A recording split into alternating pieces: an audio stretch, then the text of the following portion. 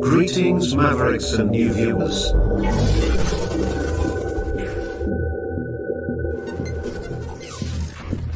Tonight, direct and live from the Maverick News Network World Studios.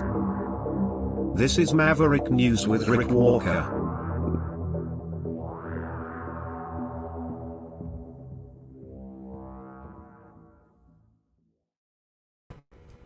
Oh my goodness, we have a technical glitch, but it's fixed. Welcome back everyone to the Maverick News channel. Great to have everybody here. Welcome Maverick family and new viewers. We have one heck of a show lined up for you. Dragon will be joining us shortly, at least he's supposed to, as long as everything works out on the technical side for him. He's up in Montreal, again at McGill University, on campus at a Palestinian protest. Once again, at that encampment, he'll be bringing us live coverage shortly here on the broadcast. Also, a special interview, feature interview with Tom Marazzo. You probably all know Tom, very familiar with him. He's been on the program before, a contributor here, author, has a book out. He's also publishing regular articles these days in his Substack.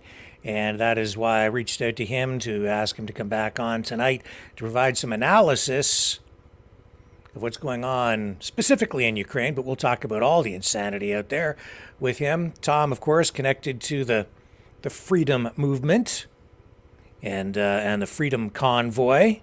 So that's where most of you, I'm sure, are familiar with Tom, but he has a lot of expertise in other areas, and he's been writing about a possible conscription, instituting the draft, if you will, in order to provide soldiers for this conflict in Ukraine. Will that happen? Tom will give us some insight. So we have all that, plus a shooting outside Drake's house. We'll let you know what's going on with that investigation into the rapper. And Lockbit ransomware. The FBI believes they have finally figured out who Lockbit Sup is. That is the name that has been used by whomever it is that is behind this Lockbit ransomware. $10 million reward offered, leading to the arrest of this guy. And now police have an arrest. And we'll tell you who that person is this evening as well. So, all kinds of stuff to talk about. It's going to be a great program. And I will start digging into all of today's top stories when we return right after this.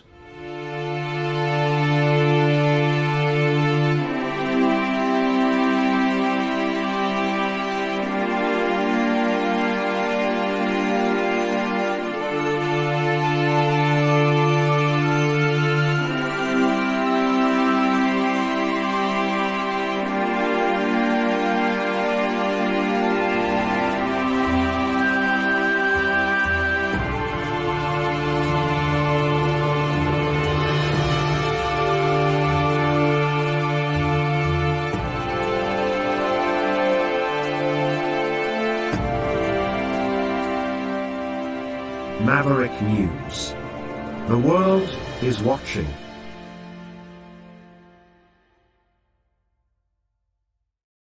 The information war is raging. Truth without integrity is worth nothing. Maverick News. Because those who have power and those who seek it must be held accountable. The world is watching. Join our family of truth seekers. Donate today and add your voice to the chorus of Maverick Knights. Donate at maverickdonations.com. Truth. Integrity. It's the Maverick way.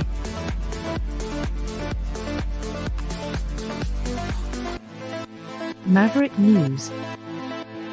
The world is watching.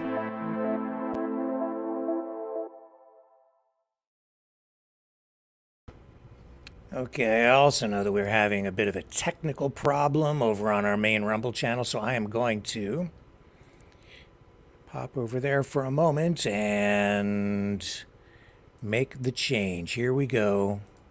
I think that should help rectify things. The channel setting was not correct. And I hope that does it.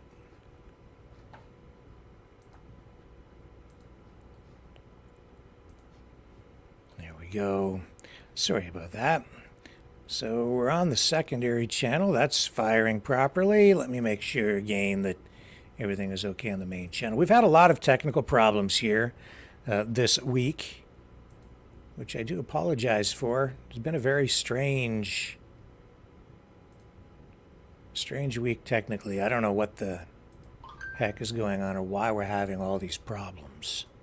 But we are. So let me go back over here and check this. There we go. I think we're okay. I hope we're okay. We'll continue with the broadcast. If we continue to have a lot of trouble, I may have to discontinue the broadcast, reset everything up, and then come back on again later. Again, like we did earlier this week. But for the moment, I'm going to proceed as though everything is happening properly. I don't know. It's been a tough week for the channel. Yeah, and I'm not seeing very many people in there. So I'm just going to check in the chat. Everything okay in there? Channel on properly? I guess if you're in the chat, you can see me, and I can see you in the chat. Are we okay? I think we're firing properly on all the YouTube channels. Not a very good start to the program, I have to tell you that.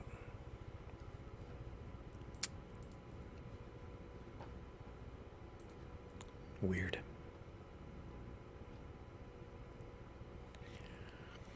Yeah, I know. Not very many people here. That's because it was flowing Raising Wolves, no main channel. Okay, you know what we're going to do? We're going to just shut this whole thing down. No, we're not. Yes, we are. Going to shut this down. We'll be back on at 7 p.m.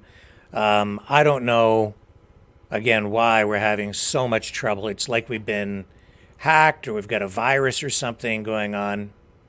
Max Gun Postal says we are good. Okay, maybe we stay on. Are we okay? Do we keep broadcasting? Just let me know in the Rumble chat. On the main channel, are we good? I mean, we don't have many viewers on here. Okay. So I guess we're okay. Yep, main channel's good. All right, then we'll just keep on going. Perfect, and hopefully Dragon is able to join us. We're trying to establish the link with him. Yeah, I did see the problem, and I fixed it, so we should be good. and we're just waiting for Dragon to connect with his camera and start live streaming out of McGill University again tonight. He's been doing a great job up there covering the Palestinian protest, and we'll bring you up to date on all that tonight. So we've got this story too about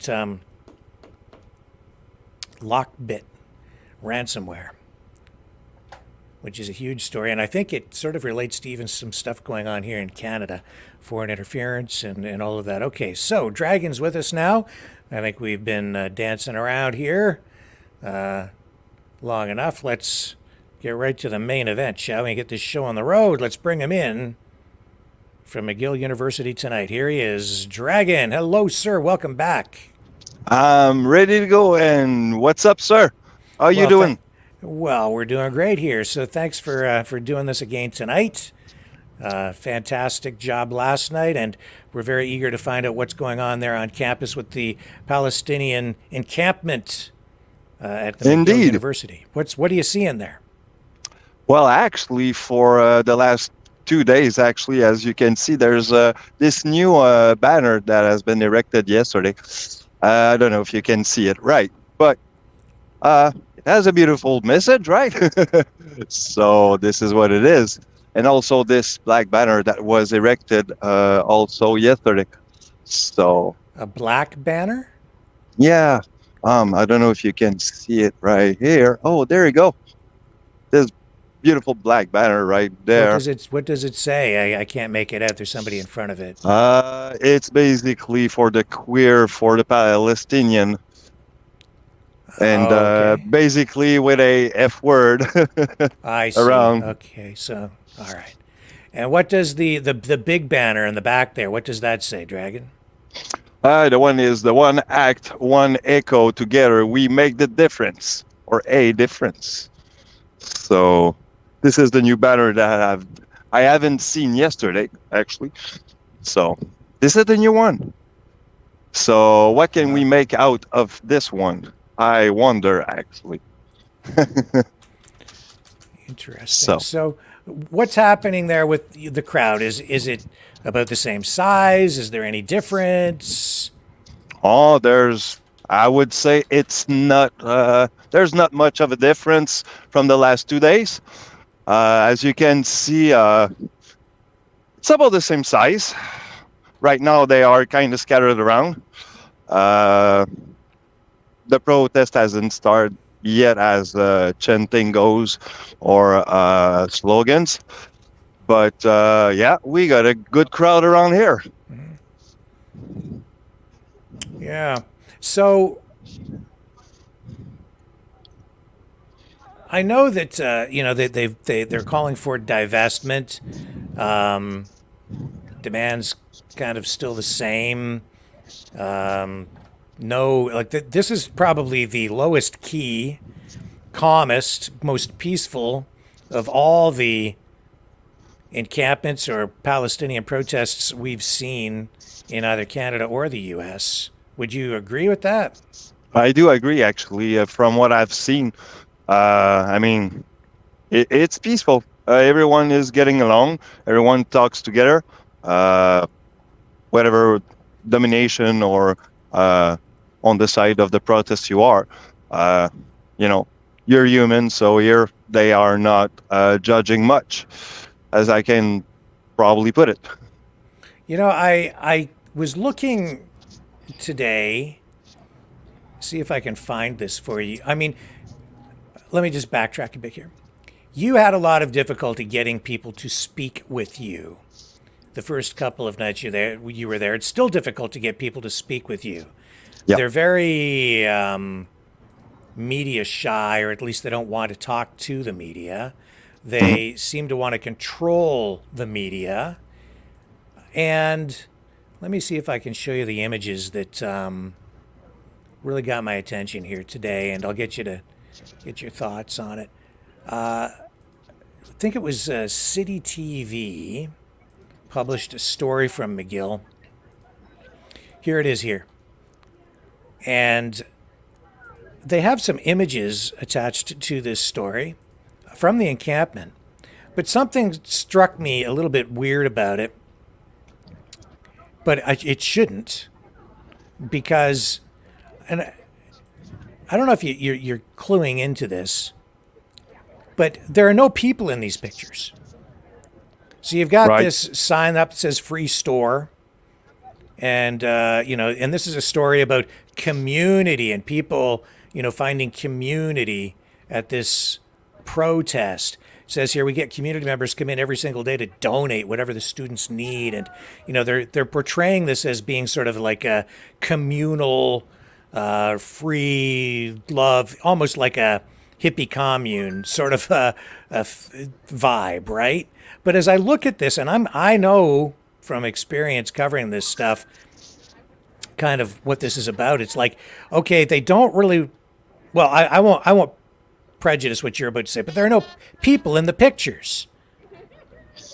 Why do you think that there are no people in these pictures? Let me see. I would probably say, look, for example, I would take some picture out of some places or whatever store they have.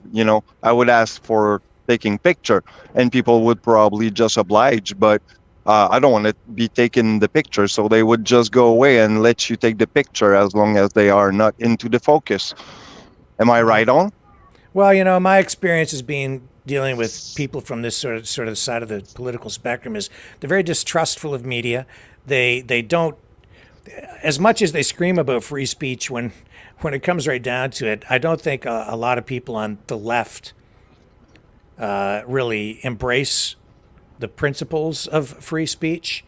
And so when you go to an event like that, and you displayed that, unintentionally with your live streams the first couple of nights, every night actually, you can't get people to talk to you because they only want to talk to approved media or media people that they think are on their side. And they don't really know you, so they don't know what you might say or how you might treat the subject matter. My take on that is no people in the pictures means the media, mainstream media showed up. They didn't want to talk to the journalist. They were very leery, and they said, well, you can go over here and you can take these pictures. But then they cleared everybody out and said, don't take pictures of anybody here. And that's probably because some of the people, well, they don't want their pictures taken for a variety of reasons, I guess. Sometimes people don't want their pictures taken because they might be engaged in activity, or they might soon be engaged in activity that might get them in trouble, or they just don't like the media. A variety of reasons, but people like that generally, I find, are not true free speech or freedom of expression advocates. Well, for my part, I'm a classic freedom of expression advocate. I would preach probably on the Voltaire words that says, I will kill anyone who wants to shut you down because of your freedom of speech. But yeah, it speaks for itself when I say that, right? Even if I'm not agreeing with what you're saying, I will let you say it, whatever, because, freedom of speech. But that's the thing. If I want to ask you the right question, even if they are soft or hard balls, I would like you to have, at least the guts to tell me what you have in mind, right? Because I'm not here to judge. But yeah, I mean, that's the shyness, the media shyness, I will call, right? Well, the thing is, it's sort of counterproductive to not speak to the media. They're there having a public demonstration. They have some sort of message they want to convey. I guess they also want to put pressure on the university. But the larger goal, I would think, at anything like this, is to get the public on side, to convey your message to people and convince them that what you're doing is just and maybe even righteous, right? That you're Right. doing the right thing to get their support. But when you've been there, it's been very difficult to get anybody to talk to you. In the past 3 days, only one person has agreed to go on camera with you. And actually, I think he's a student actually from the campus. So you see, it's like one of the rare guy that I had the chance to speak with. And yeah, it's sad, I would say. I would like to have more people to talk, but I feel like today, I don't know if it sounds like it might end up like the rest of the other day, but you know what? My guts tell me that I should probably try sometime. Yeah. Any speeches or anything happening there tonight, or is any activity?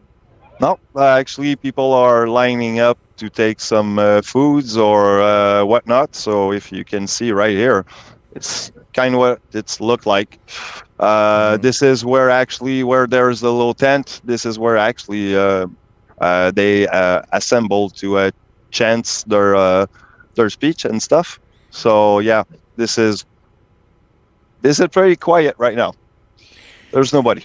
I get the sense over the last few days that public interest in these demonstrations is waning.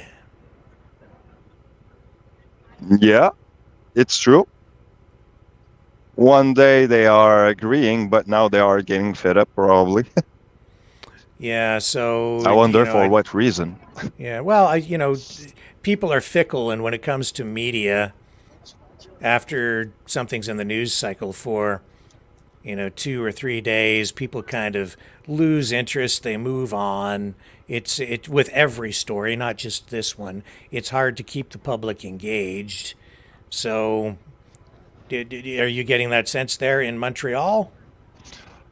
Well, look, the first day that I came here, I have seen few mainstream media, and so on. But right now, it's kind of, well, it's been like 3 days now that I've seen none of them. I'm probably the only media around. Yeah, I'm not seeing as many headlines in mainstream media. Now, today, we're also seeing Israel going into Rafa. Is there anybody there? Like, I would have thought that the intensity of the demonstrations would increase today because of Israel escalating and going into Rafa and launching that operation, but you're not seeing that tonight. No, actually, I don't see any message about Rafa.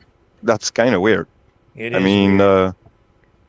I'm trying to look around and actually see one, but no, there's because the Israeli military says it has seized control of the Gaza side of the Rafah border crossing with Egypt, and as a result, they've closed off a crucial entry point for humanitarian aid into that area.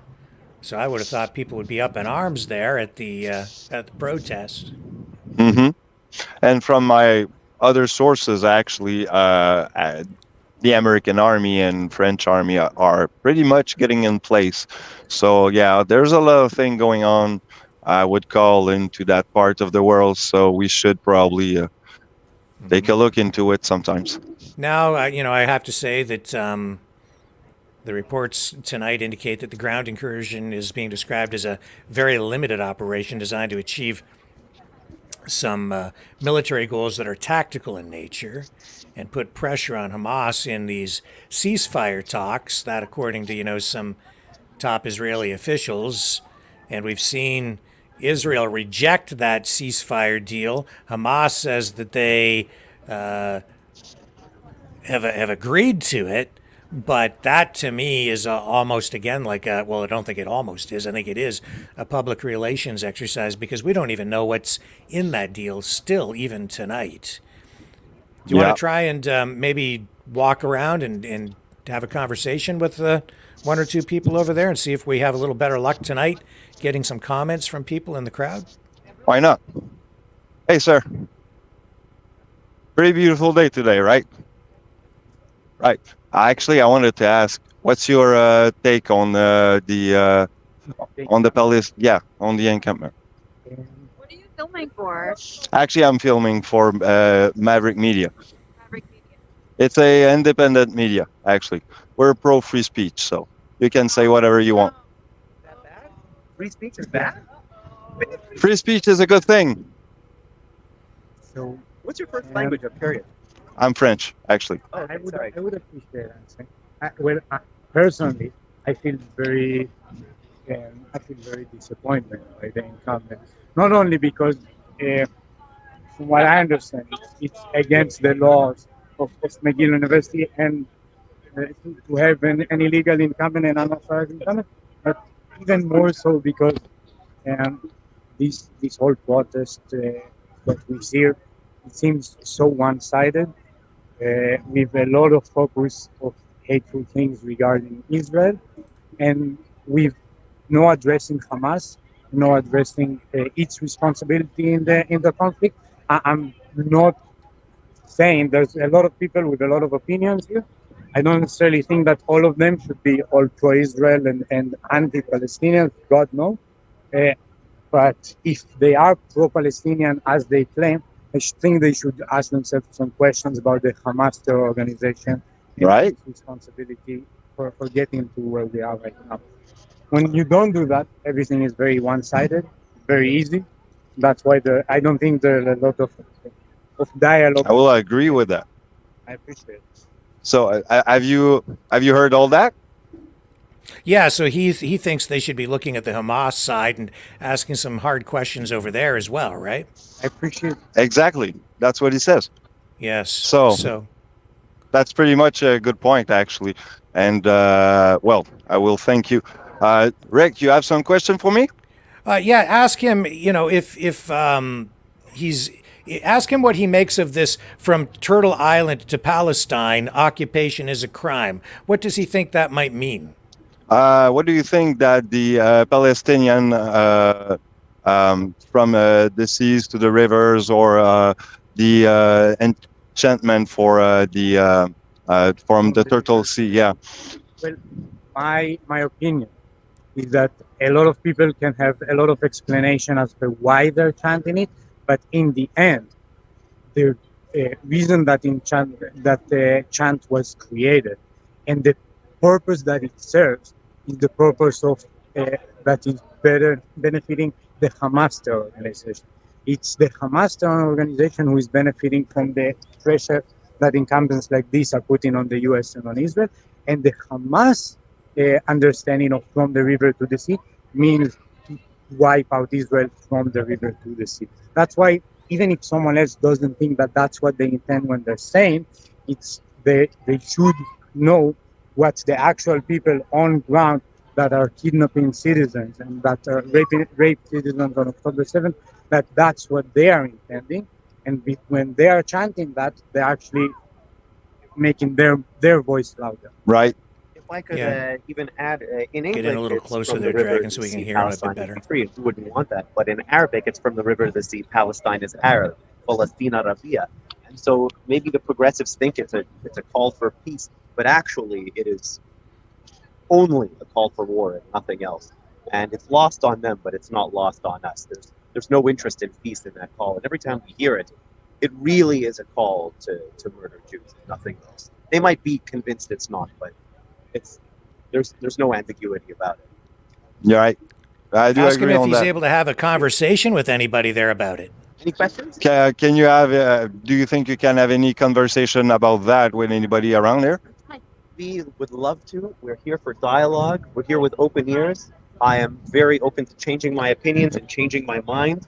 I really want peaceful dialogue, but people keep saying things like, we don't talk to Zionists. I don't know how they think they're going to solve a conflict if they're unwilling to have conversations with people that disagree with them. You trap yourself in an Echo chamber. echo chamber, you're not really going to get very far. Of course, if you want to prevent the people who believe in your cause from seeking out other ideas, it's a very good idea. I think it is. Speak to them, and when they read his shirt, which says "Bring them home," referring to the kidnapped and the hostages right now being held. Yeah. Denying the total population of Jews, of Israelis, of their identities. All right. So I think it's a beautiful answer we got here, right? Yes, yes. Thank them very much, Dragon. This was an I will excellent thank you interview. very much. I appreciate. Thank you, sir. So That was excellent. Enchanté. Yes. Yeah, I really appreciate it. They're, I would say they're actually brave, expressing those views in that Yes. crowd tonight. actually proud pro freedom of speech, I would say. I love Now, them. Yeah, did I hear the people previous to that correctly? Did I hear them say that free speech is bad? Yeah, there's one of them actually went away and like, oh no, I don't want to talk about that, blah blah, and just went away. And those three guys stood there, just eager to answer my question. So, Wow. did I said it was my lucky night today? I did said that 5 minutes before this interview, which is, hey man, I love it. Yeah. What a beautiful night. Yeah, make sure you get in nice and close to them. Maybe stretch your microphone out a little bit so we can get good audio from them when you do find somebody to talk to. Let's stroll around a little bit more and see if we can find somebody else to speak with. I'm Right. sure we'll find a variety of opinions. Actually, let's see if I can get those. Actually, I want to ask you guys about free speech. Are we agreeing that today we need to say something about free speech right here, right now, about what's going on here? Yeah. Right? So what is the message? I mean, that was pretty vague, though. I'm not sure I understand what you mean. Well, for example, if I ask you what is the message between to the river to the sea, what does it mean to you? It means that no violence should be committed there. Okay.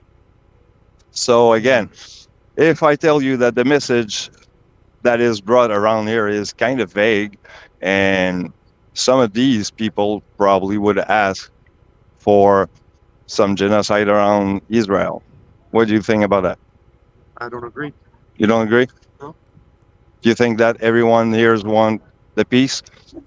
Here? I would say too, but yeah, most of the people here agree for peace.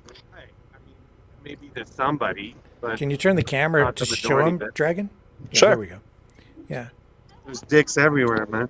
Yeah, that's what it is. But let's be plain and simple. I would ask you a last question right here. What do you think is Turtle Island? I don't even know. You don't even know? Exactly. Actually, it means North America. So Oh, okay. I didn't know. you didn't know? No. So now you know.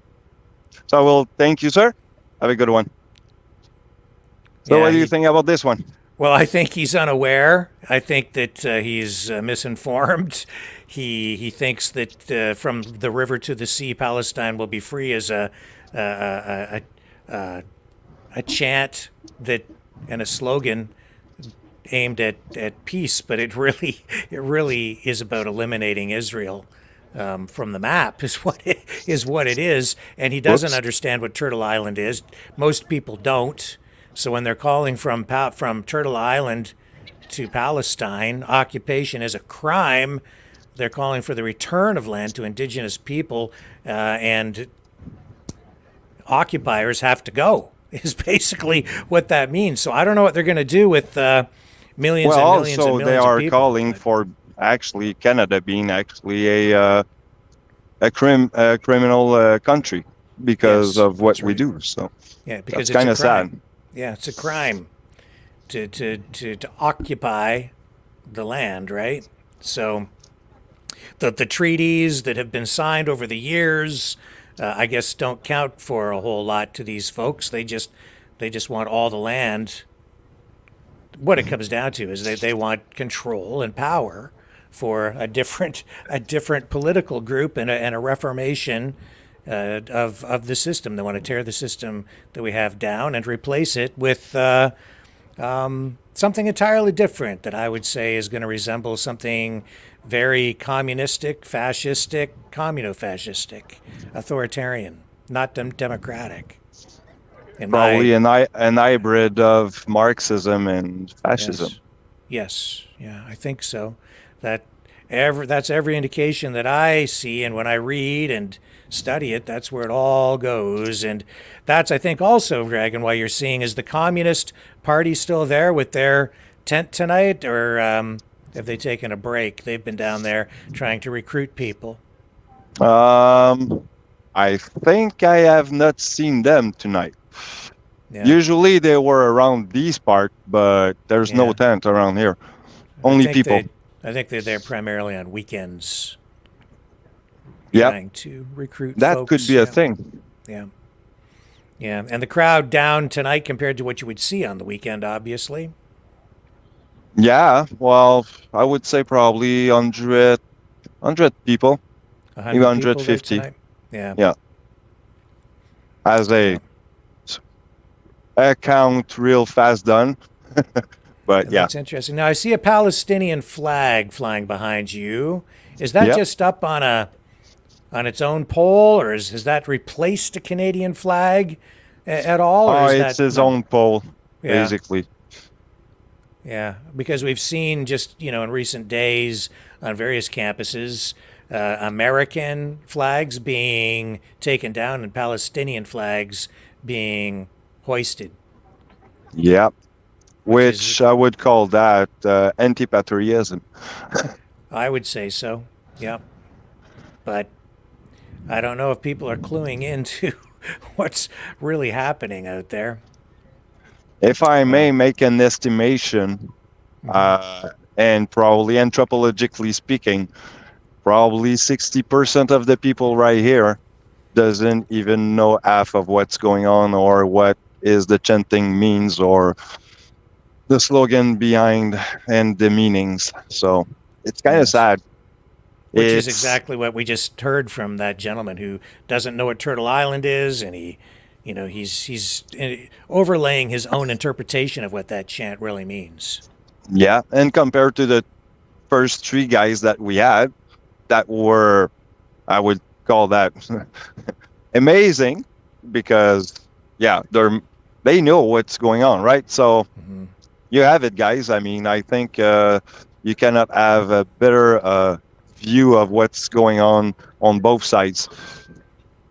It's kind of sad, but disinformation and misinformation is hard to not get around nowadays with the propaganda and what so on. So Well, it's kind of sad. yeah, I'd say free speech is in peril because so many people are so misinformed, misguided, and unwilling to stand up for the principles that and the virtues of free speech. There you are, Dragon, trying to give people a voice and defending free speech, helping to actually platform people that maybe you agree with, maybe you don't, but you're giving everybody an equal opportunity to speak. But the people on that side, not well. I mean, free speech is bad. That's what the guy said. Yeah. That's just That was unbelievable. kind of crazy, and that's another thing, right? I mean, I'm not versed in every sphere of the subject, right? There's things that I also ignore. So I mean, I need probably to get more into the subject to get more like rusty low infos. But the thing is that even though I'm not versed like into that subject as much as you can be, Rick, I'm still there trying to get like the pulse of everyone, trying to, I'm just being objective and trying just not to push anything around. And that's what it is, right? I mean, you cannot have anything more, I would call natural than that. Yes. Well, It's a natural scene. Those images I showed you from City TV, where there are no people in those pictures. I've covered so much of this kind of stuff over the years. I know what's going on there. They're like, okay, you can come in and take pictures, but you don't take any pictures of any people. And they put all these restrictions on. And the reality is you're in kind of a public place there. You have every right to be there to take exactly. stills or video, and yet they're the ones occupying the space and restricting your rights and the rights of other people to express themselves, your right as a journalist to be there and document things. And I mean, you're just there live streaming tonight, so you're able to just kind of go around and do your own thing, and nobody's really pushing you back. But I think that's because you're just kind of a little lower profile than, say, CTV or City TV or one of the mainstream media outlets coming in with big cameras and a big production crew, right? Sure, that I would have, if I would have like a CTV shirt or something like that, people would probably run around and not even try to ask me anything or answer any of my question. But Yeah, and I that's another understand. story. I understand people don't trust mainstream media these days, but this goes beyond that because they're shunning you as well, right? And you're independent. They just don't want to talk to anybody unless you are, in their little group of people and you agree with them, then they'll talk to you. But as that guy said, they don't even really want to have a conversation with people with the opposing point of view No, to find any kind of common ground. It's a very difficult thing. exactly. So I would ask myself if here it's kind of hard to have a proper conversation, even though you're not on the same page, right? And- How is it hard for the countries like Palestine and Israel to get along together because of what's going on? I mean, if one is shunned to talk to the other, I mean, that kind of show you probably where the culture goes or where it is rooted, right? Well, there's no more appropriate place to have open, honest dialogue and to hash out serious and difficult issues like this than on a university campus. This is where ideas are supposed to be explored, history reviewed, issues potentially, resolved even. In this is where this stuff gets aired. Yeah. But no better place in the world than on a university campus, and yet people there trying to impose restrictions on people. I don't think this looks good for the future. I see where it's going, and I don't like it. No, something's wrong with that. Can I get you to before we wrap up here, just take a minute and just take a little stroll over and just give us another closer look at what's going on with the encampment there, so that we can see. Let's go see that. Yeah, go take a look at that free store or whatever, is in these tents. Just give us the lay of the land. So as you can see here, I'm gonna try to What's pass that sign little say rope. there? What did that say, Dragon? That one behind you there? You just walked by it. The one I just walked by, this one. What's that say? Go Sarwasi. So basically, it's no freedom until Palestine is free. I see. I get you. Okay. All right. I would say, what is that flag? Is that Irish? Yeah, that's the Irish flag, right? Next to the Palestine. I think that's the. Isn't that? I can't really see it here on the screen. Is that the flag of Hamas? What the good question. No, the Hamas flag is just all green. Or is that the Iranian flag? I don't know. I can't really make it out.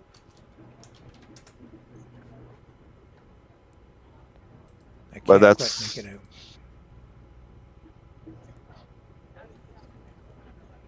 I think that's an Irish sign, though, if I'm not mistaken. So that's what the encampment looks like from a closer look. Yeah, it is the Irish flag. Yeah. Yes. What are we seeing here on these signs? What do they Non, say? c'est pas des photos en fait. Oui. Ah, ok, c'est bon. Je te remercie. Est-ce que je peux faire regarder de ce côté-là? Ici, il n'y a pas de problème pour les signes, c'est vraiment juste pas... Pas au-dessus de la barrière. Ah, ok, je te remercie. So the lady asked me not to look on the other side of the wall here. So Not basically, yeah. She doesn't Well, want at you to least look I on can- the other side of that tarp. Yeah. So I need to look just around here. That might be just fine for them till I don't go on the other side. Because So I'm not she part told of you it. you're not allowed to go on the other side of that tarp. Yeah, to look on the other side of. So yeah, so that's what it is, though. Huh. Kind of. Well, what are they hiding back there? I don't wonder. know. You know what? There's nothing liberated about a zone where you're not allowed to go. Mm-hmm. There's no liberation in that. As I'm gonna respect their choice, I'm not going to go underneath or look behind, but I can feel my freedom of news anchoring being a little bit attacked. Well, that's a restriction on your freedom of speech, your freedom of expression, your freedom of movement, freedom of media. Uh-huh. So she just imposed some pretty serious restrictions on you and violated your rights in a public place, frankly. That's we my got view. some speech about colonialism and right here. Under what authority are they imposing these restrictions? Do they have title to this land? Do they control this land? Who's she? But anyway, we don't want to inflame That's a good question. Under what authority do they impose these restrictions and take control of this land, or this property, this university? So we got a colonialism sanctuary here. They are talking about colonism and the destruction of, the land and cities. Seems like they're colonizing the university grounds. Sounds the same. I will agree with that. Well, you've got a tough job there, Dragon. Oh, well, you know what? I'm okay with doing it because who would, huh? Yeah. See, this is the thing. It's like they've seized control of the area. They're not just there protesting. They've seized control and they're restricting access, directing things. That crosses the line, in my view. Exactly. If I can make a comment on some totally other subject right here. You see why I'm here and doing it in Montreal, since it's my little city where I live. Well, I will tell you that I was compelled to do it for a good reason. Those events, those stuff, I need to show that because I see a lot of streamers in the region, like Ontario, Alberta, whatever. I see a lot of people around Canada, but not much in Montreal as independent. So, I kind of thought of probably start the whole thing. And here we go tonight. We have that, so. Well, listen, Dragon, let's get you back on camera here. Just step back in front of the camera. We'll get some final thoughts from you before we move on to other news for the night. Just wrap it up for us. Give us some final comments. Final thought. Well, our freedom of speech is in peril, but it's okay because the dragon is there to make it look active again. So, well, look at that. The world is watching. Indeed, it is tonight. Yes. So Watching take care, at my McGill friend. And around the world. Thank you, Dragon. Awesome work again tonight. Really appreciate it. My pleasure. Always there for you, my friend. All right. And with that, we will be back on the other side. Hang in there, folks.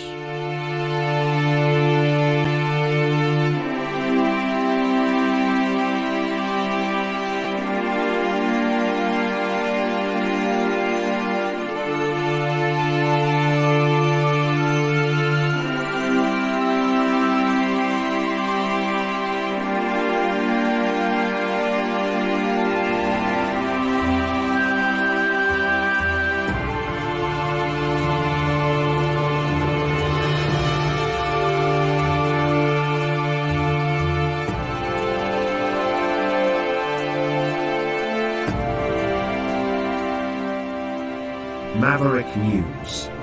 The world is watching.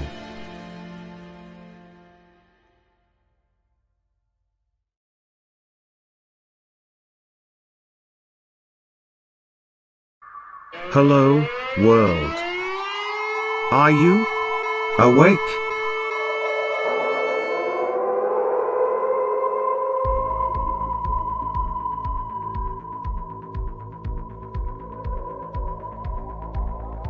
uniting humankind by liberating millions of minds at a time. Maverick News. The world is watching.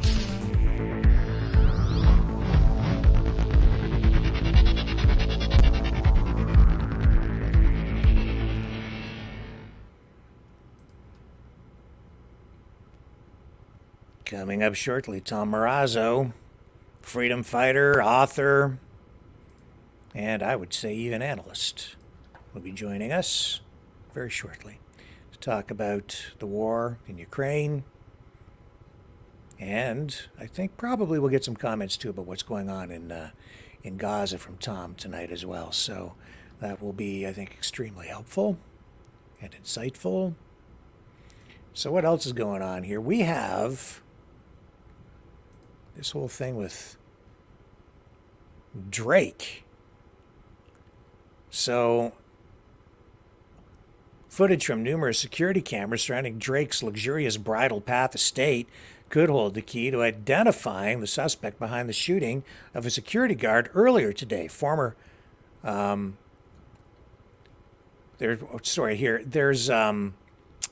to police reports, the suspect or suspects arrived at Drake's mansion, which is situated near Park Lane Circle and Post Road, in a vehicle in the early hours of this morning. The incident, which occurred shortly after 2 a.m., left a security guard wounded and hospitalized. The shooting incident unfolds against the backdrop of a heated rap feud between Drake and Los Angeles rapper Kendrick Lamar. It's timely, I guess, that we just did that interview just the other night on Laurie's program, Strange Bedfellows, with the producer of a documentary talking about black culture and thug life and the impact of media such as this, rap music, on the black community, and the way it has really harmed people in many ways. So over the weekend, both those artists exchanged diss tracks laden with allegations and insults, raising questions about a possible connection to today's events. However, authorities have yet to confirm any link between the feud and the shooting. So this security cam footage, I guess, is pretty important to the investigators.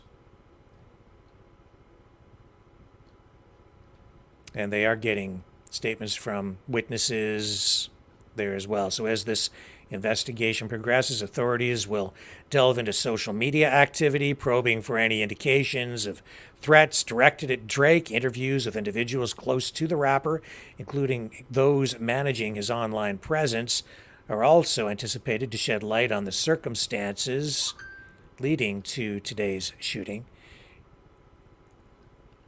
At this early stage, police are stressing that the investigation is ongoing, with motives yet to be determined. This is a story, of course, that we will continue to follow. And here we are in Canada, covering what I would say would normally be a U.S.-style incident or crime, shooting. But Drake, of course, an international star, and Canadian. So we've got our own little taste of U.S.-style rapper thug life drama right here on the home front. Now, also today, in question period in Canada, since we're talking about Canada, we're in Canada, we'll stay in Canada, at least for the moment. Question period. Pierre Poilievre, leader of the Conservative Party, refocusing again on drugs, drug life, not just thug life, but drug life, and the unfortunate reality that politicians, progressives, have embraced this idea of legalizing even hard drugs or decriminalizing them. Here's Poilievre holding Justin Trudeau to account on this issue again today. It's becoming a main issue for the Conservatives, a main plank. Le Conseil municipal.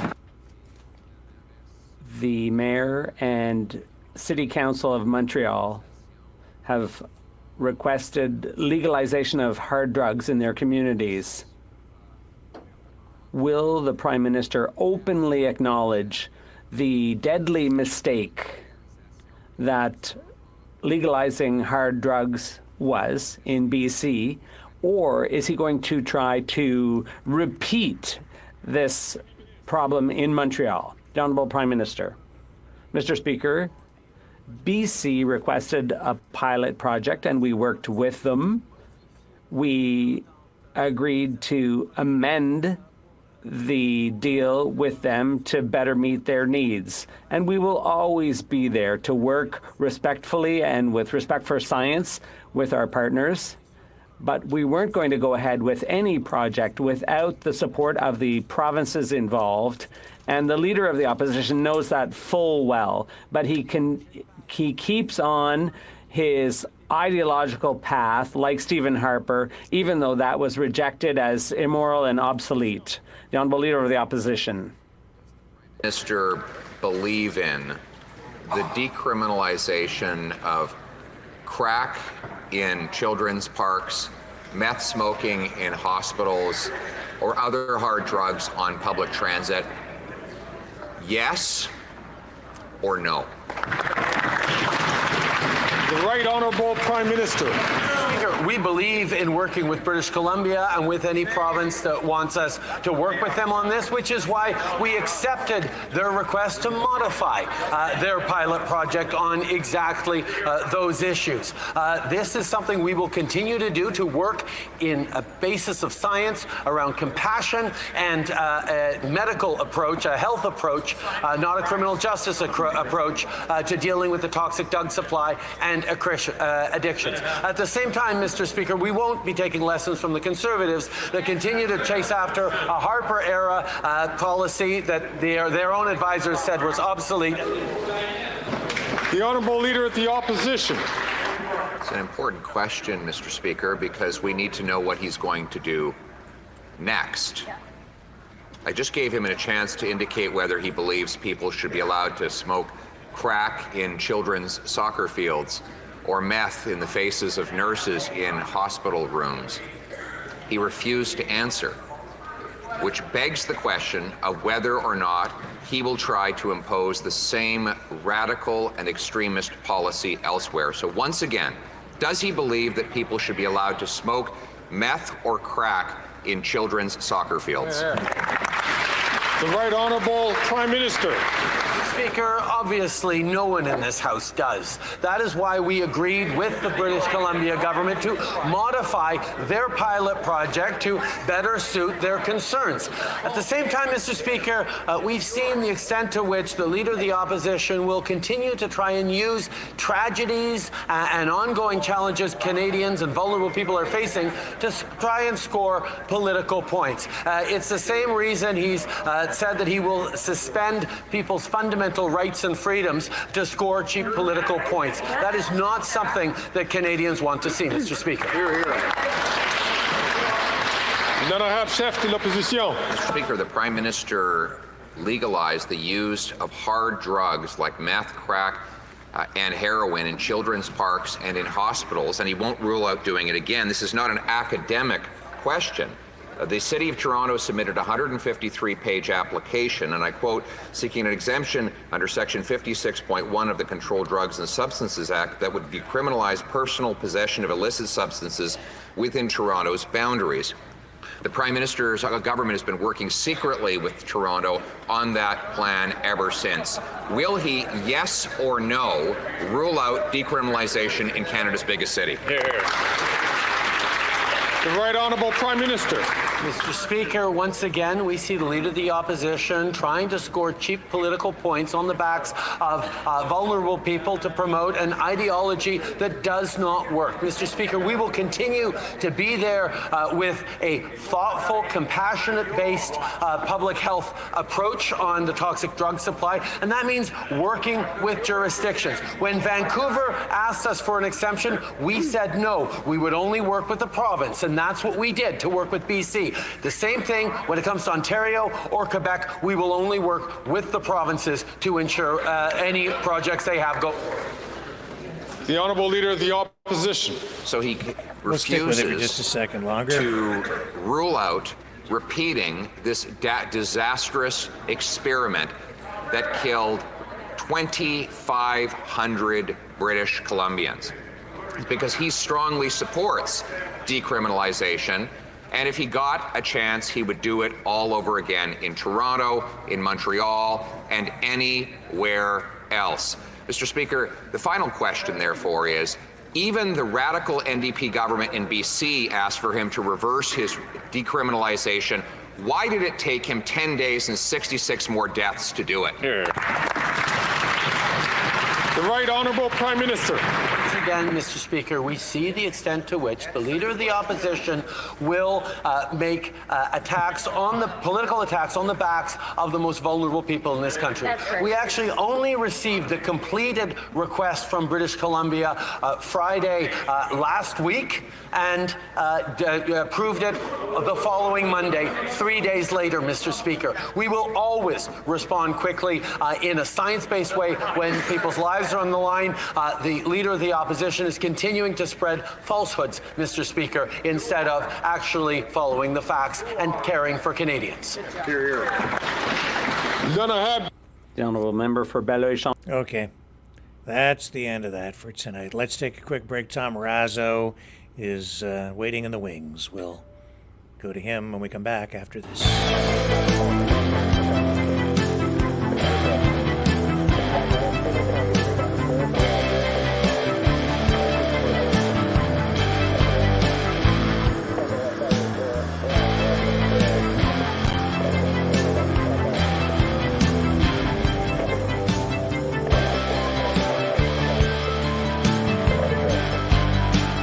Maverick News. Fighting for freedom.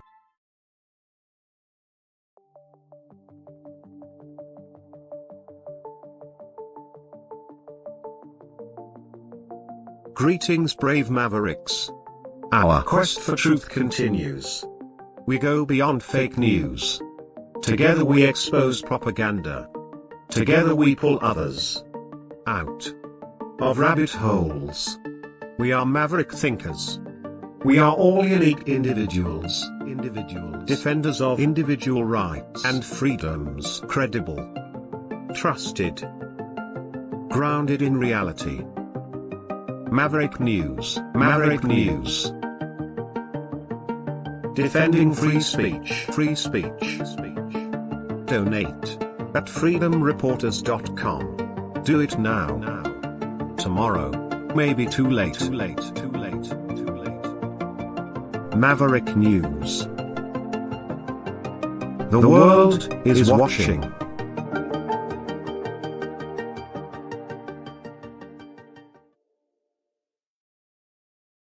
Okay, I'm back, and joining us now is Tom Marazzo. Hello, sir. Welcome back. How's it going? It's been a while. I hope you can hear me okay. Yes, yeah, you sound just fine. Good. Good. I got the headphones on today because the earbuds don't want to connect. Well, me too. Yeah. I'm hoping, because it's wireless, I'm hoping that they last. Okay. Well, I'm just glad you're here because I've noticed you've been writing a fair bit with your Substack and touching on some pretty important subjects. And I want to get your thoughts on a lot of what's going on right now. The one that, you know, I mean, well, you know what? For people who maybe haven't seen you before, aren't familiar with you, especially our U.S. viewers, why don't you just introduce yourself again, Tom, so people know? Okay. Tom Marazzo, obviously. It says there I wrote a book about my time at the Freedom Convoy in Ottawa a couple of years ago, and retired Canadian military. I started off as a reservist in high school and, you know, through college, and then joined the regular force and did a total of 25 years in the Canadian Army. Retired as a captain. Technically almost promoted to major, but I left medically that year. I saw my message saying I was promotable that year, and I was kicked out medically, which is fine. I used to be a teacher. I used to teach software after I left the military. I left the military. I went and I did a software degree and then started teaching software. And I got fired because of the COVID-19 mandates, because I didn't want to participate in a medical experiment, which, the law guarantees that I don't have to, allegedly. And so, after getting fired from my teaching job, and I wasn't fired because I was a bad teacher. I was fired because I wouldn't allow an employer dictate to me, a medical intervention that I did not want to participate in. Right. And so, I was removed from teaching, and a few months later, found myself going to the Freedom Convoy in Ottawa.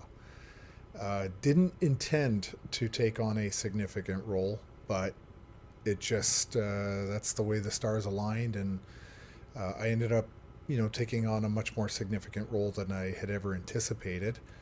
Rick, you know about that. You're the guy who read the book. You're the one. Mm-hmm. So, yeah. No, and ever since then, it's just been, I ran for provincial office. Mm-hmm. I helped with a friend, James Topp, who marched all the way across Canada protesting the same thing as the convoy. Yep. And now I'm living in the Greater Toronto area, and I had my first job interview today.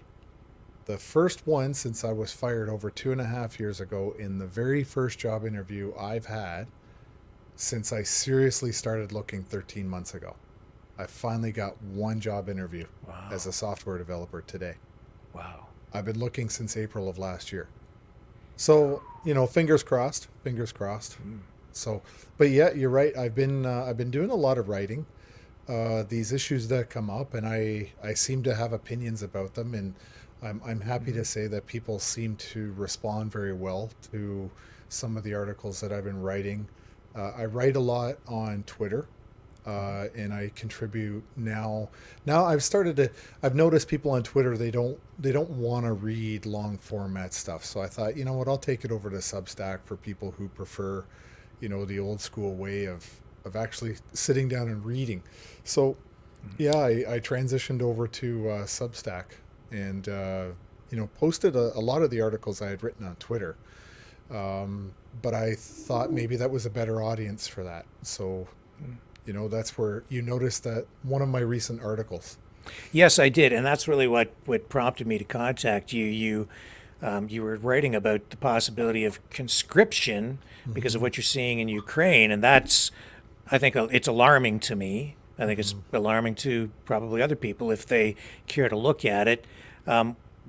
What do you see happening there? Do you really think that we could end up with conscription? Well, there's a certain amount of different factors that are at play, right? If we go back in time and we look at Canada's history, World War I, World War II, we didn't initiate the wars with conscription already in place. We enacted those things to find replacements, because young Canadians, men and women both, signed up for service overseas in one fashion or another. The women weren't allowed into combat for those two wars, but they participated in many other ways. And so, as time went on in those wars, there was replacements that needed, because we had a lot of casualties, injuries, you name it. But regardless, you still need to replenish your soldiers. And so Canada, it was a very difficult decision in World War I to do this. But because they did it in World War I, it was easier to implement in World War II. But in between the two wars, they rescinded the conscription. They only did it for wartime.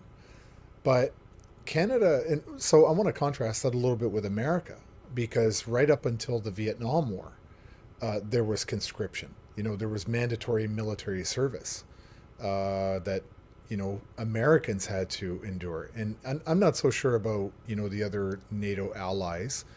And I don't necessarily care, or I could presume to know what the Russians and the Germans and everyone there was doing.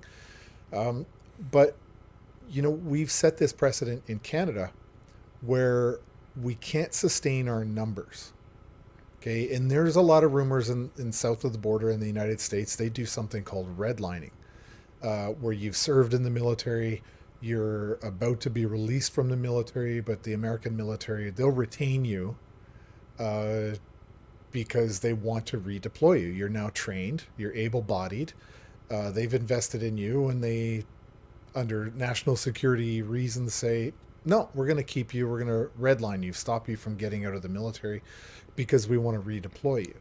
Okay, so in some cases, I can't confirm this, but I have heard rumors where people have served in the American military, they've left the military, and then they're being called up again to possibly go into future contacts. I can't confirm that one. But what this always comes down to is the need. Like, you have a national defense capability, presumably, unless you're Luxembourg, and you're now looking more like Ukraine. So when your numbers get too low, you've got to do something drastic to make sure that you have a national defense capability. And that's what conscription is all about. Right. But what I've seen, my experience, because years ago I had done some training with Eastern Europeans, Eastern European officers. And, the common theme, and it's not hard to understand why, but the common theme is that conscripts are not the best soldiers.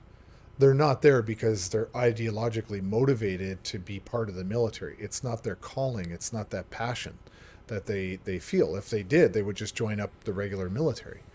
But they're being told that in order to stay out of prison, they need to serve in their nation's military for a certain period of time.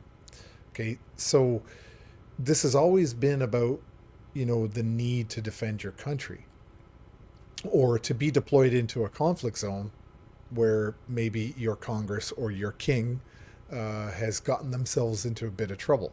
So now they have to rely on other countries to come and bail them out. So, we look at the Ukraine situation. It doesn't necessarily matter. Like, I could get into, the justifications or the lack of justifications for why that conflict happened, but it doesn't necessarily matter. What matters is two things: the numbers of people joining the American military, all the Western militaries. Like, nobody's joining the militaries like they once did. Certainly not during the GWOT, which is the Global War on Terror. The numbers across the Western civilizations are down in terms of joining their militaries. I think we are estimated to be somewhere between 12 and 16,000 vacant positions inside the Canadian Armed Forces. Now, I want to put that into context so you understand how devastating that is. Okay, our regular force, that's Army, Navy, and Air Force. We don't have Marines like the U.S., but our regular force is in the neighborhood of about 60,000. Okay, the reserves make up another, 40 to 50,000 across Canada. Okay, for a country that now has about 41 million people in it. Okay, the New York City Police Department has 35,000 officers. Yeah. Okay, and those are police. Those aren't cooks, mechanics, logistics officers, maintenance people that work on ships or work on aircraft. Mm-hmm. Those are 35,000 police officers by and large, with some admin staff. So when you look at Canada's numbers and you're looking somewhere around 60,000 is what you should be, and you're between 12 and 16,000 down, and you're antagonizing a former superpower, which, by the way, has many, many more numbers than Canada, mm-hmm. is battle hardened now, has a cyber warfare security much more superior to Canada's. And they have proven, well, it depends on who you talk to. Okay, that, unless I were to get on a plane, go to Ukraine and confirm it for myself, I really don't know who to believe, who's losing soldiers. If you talk to Colonel Douglas McGregor, he'll tell you that Russia has been kicking the living crap out of Ukraine the entire time. But, I've talked to a friend of mine, he's a colonel in NATO in Germany, who says, no, it's the other way around. The Ukrainians have been beating the crap out of the Russians. I don't know who to believe. Okay, I really don't. But here's one indicator from me.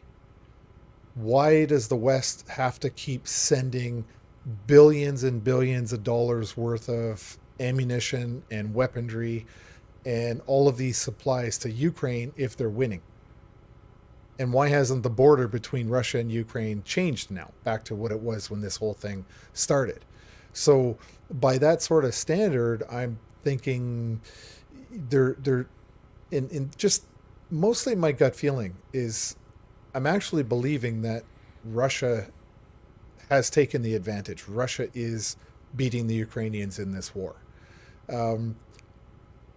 I think why this war started, I don't know, but I can surmise. But at the end of the day, what it comes down to is NATO is surrounding Russia on three sides. Okay, if you look at a map, and I did this, and I think I posted it on Twitter, it was a map of Russia. North, east, and west are all NATO countries, all around Russia. The only ones that are not are really the south of Russia. So you're looking China, kind of India. There's Asia and all that stuff that have not been taken into NATO.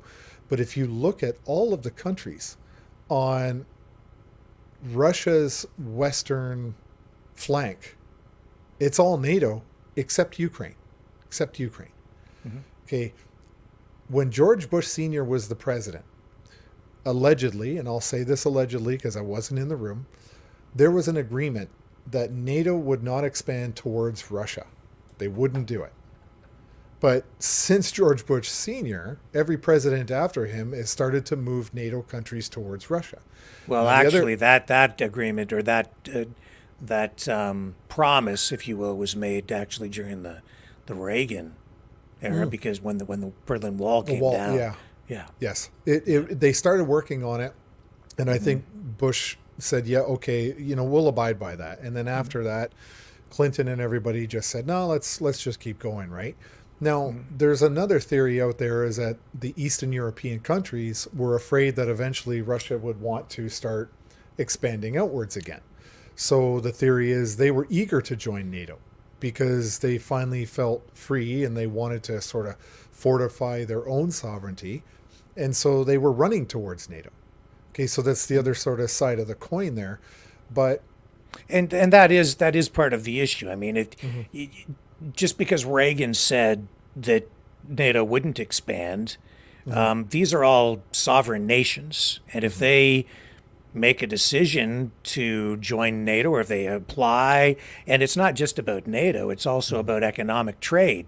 And that was a big part of, that was one of the main issues that led to, the change in government there. And everything that happened in 2014 was Ukraine was voting, and the people seemed to want to join the European Union for trade purposes.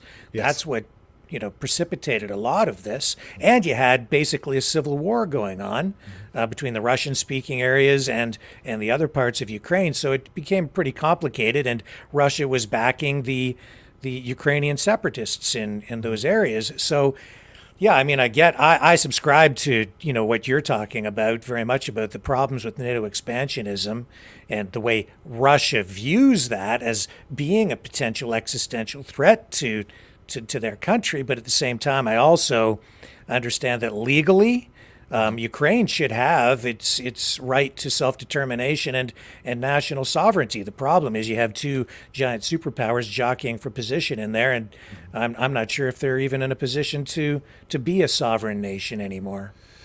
Well, what's interesting is that the eastern side of Ukraine is many of those regions are ethnically Russian people. They identify as Russians, right? But they live in Ukraine. And Khrushchev was highly responsible for sort of the shift in those boundaries. Yeah. Crimea is a big naval base. Strategically, it's important.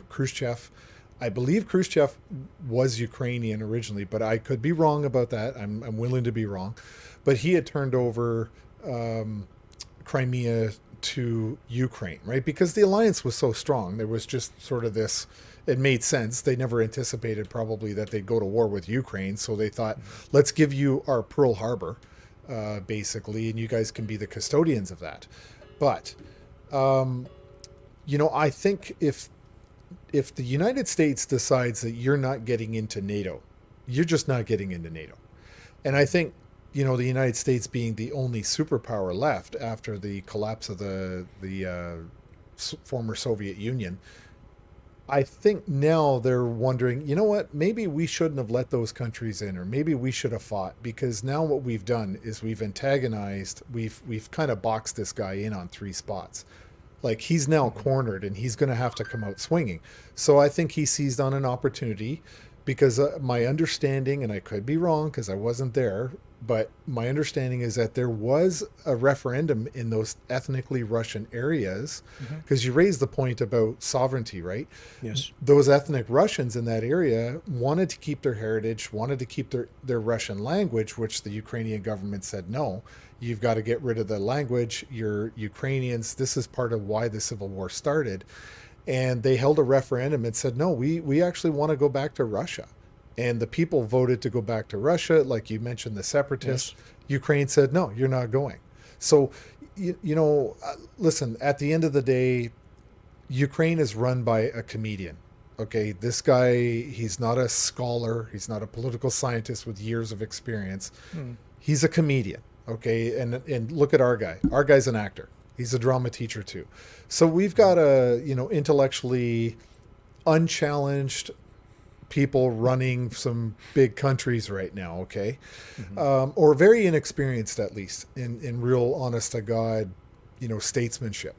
And I would argue that Trudeau hasn't gotten any better at it in the almost 9 years he's been in office. But here's the issue, right? We're so far undermanned, but NATO, I don't believe you can join NATO if you're already engaged in a war. Okay, so that kind of prevents them. But NATO is doing everything within its power to treat Ukraine, as if though it is a member. And here's the thing. When I joined the Army in 1990, we had a Cold War mentality. We still thought we were going to be fighting the Russians. This is, you always train for the last war. Okay, so in 1990, the Berlin Wall came down in 89, but, we still had bases in Europe, which quickly closed down a few years later. The question always, has to be asked is, once communism fell, or the Berlin Wall fell, and Russia was no longer a superpower, what was the virtue of NATO's existence?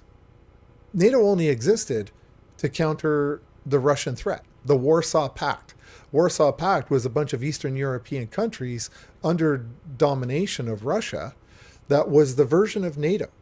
So if the Warsaw Pact was no longer a thing, then why did we still need NATO, right? And what did we see 10 years later? We saw NATO invade Afghanistan. Okay, we saw the Americans unilaterally go into Iraq, but NATO went into Afghanistan. They went under ISAF. That was a NATO international assistance, blah, blah, blah, force, whatever, ISAF, NATO mission into Afghanistan. So they got 20 years out of NATO justification for their existence in the global war on terrorism in Afghanistan. But now we look at NATO's growing. NATO's growing, but yet they don't have the big bad guy. They don't have the big enemy. Well, they do now, because it's Russia. And it's interesting to me because as a young soldier, I was training to fight Ukrainians and Russians and even Polish. Okay, and I've been to Poland because, the love of my life is from Poland. And so here we are. We're now aligning ourselves with people that used to be sworn mortal enemies of Western civilization. And now we're treating them somehow like we need to spread peace and democracy throughout Eastern Europe. Again, it's the same old argument that they've used since Vietnam and Korea and all these other wars. But at the end of the day, if they keep antagonizing Russia, and Russia has been threatening to do missile or nuke testing, and they're getting real cranky. Okay, they're feeling boxed in, and the West is just constantly antagonizing them. So as these threats go back and forth, somebody's going to make a wrong move. And if any of those NATO countries get attacked by Russia, they'll give themselves the justification to basically say an attack on one NATO country is an attack on all of us. That's going to give NATO the green light to go after Russia full scale. Now, Canada, in their infinite wisdom, is more concerned about woke ideology and putting tampons in the men's bathrooms on every single Canadian Armed Forces base in Canada, in federal buildings. I even heard BMO did the same thing, by the way. I know Trudeau's trying to get tampons put in the washrooms of all for construction companies. I mean, and you were talking men's washrooms with tampons. Men's washrooms. I mean, we're not focused on war fighting. We are antagonizing a former superpower with nuclear weapons and a massive military who is now battle hardened. We keep poking this guy, sticking our thumb in this guy's chest, and at some point, if NATO does go to war with Russia, where in the hell does Canada think they're going to get the troops to go and fill those positions? Because I'll tell you, we have three regular force brigades in Canada. There's one in Valcartier, there's one in Petawawa, and there's one in Edmonton. Okay, there's 3 brigades. We can't even fill every position in those brigades now that we have in peacetime here in Canada. We also have a very sizable force building up in Latvia, and they've been there for a number of years. Okay, Trudeau has in his infinite wisdom has decided he wants to fill an entire brigade in Latvia. A brigade is about 5,000 people, roughly. He's going to have to strip bare Petawawa, Valcartier, and Edmonton just to fill one brigade in Latvia. Okay, and then where did the replacement come to backfill those different brigades? Is he going to get them from the reserves? Even the reserves are under strength. Don't forget, we just went through a massive purging of people who have been demoralized, who had been harassed, and who did not participate in the COVID-19 experiment and decided to leave the Canadian Armed Forces, or they were forced out under a dishonorable discharge because they refused to have their rights violated. The rights, by the way, that they have sworn an oath to defend with their lives. Right. But those rights don't extend to them. It's ridiculous. So this is why I saw a TikTok video which inspired me to start writing that video and really digging into this and kind of looking at it. Mm-hmm. There's a large number of British that were terrified doing a bunch of TikTok videos saying, are you crazy? Like, they're basically, because their government told the British public to be prepared for conscription, for a draft into the war with Russia, told the public to prepare for war. Why would you do that? Why would you do that if you're not seriously contemplating it? So when you look at all the factors in Canada and NATO, if they do get into a kinetic war with Russia, and Canada will not be able to meet its NATO obligations if it doesn't have enough troops. And it really comes down to supply and demand, unfortunately. The demand is going to be you picked a fight with an enemy that's way bigger than you are. The supply of your soldiers is critically low as it is in peacetime. And now the demand is going to dictate you increase your supply. Well, of course, where are you going to get them? Of course, Canada would be only one of a number of countries contributing soldiers, I would think, because we're already seeing France talk about sending soldiers in. I think they've been the most vocal about it, which is also, of course, of concern and alarm. We can maybe come back and talk a little bit more about some of these factors, surrounding all of this, but that's kind of where we're at with it. In fact, tonight, I think I've got it up here. Well, I want you to consider something, though. Sure. Okay. Yeah. I want you to consider this. Yeah. From the Treaty of Versailles after World War I, when the Germans were forced to make reparations to European countries that they were responsible for destroying.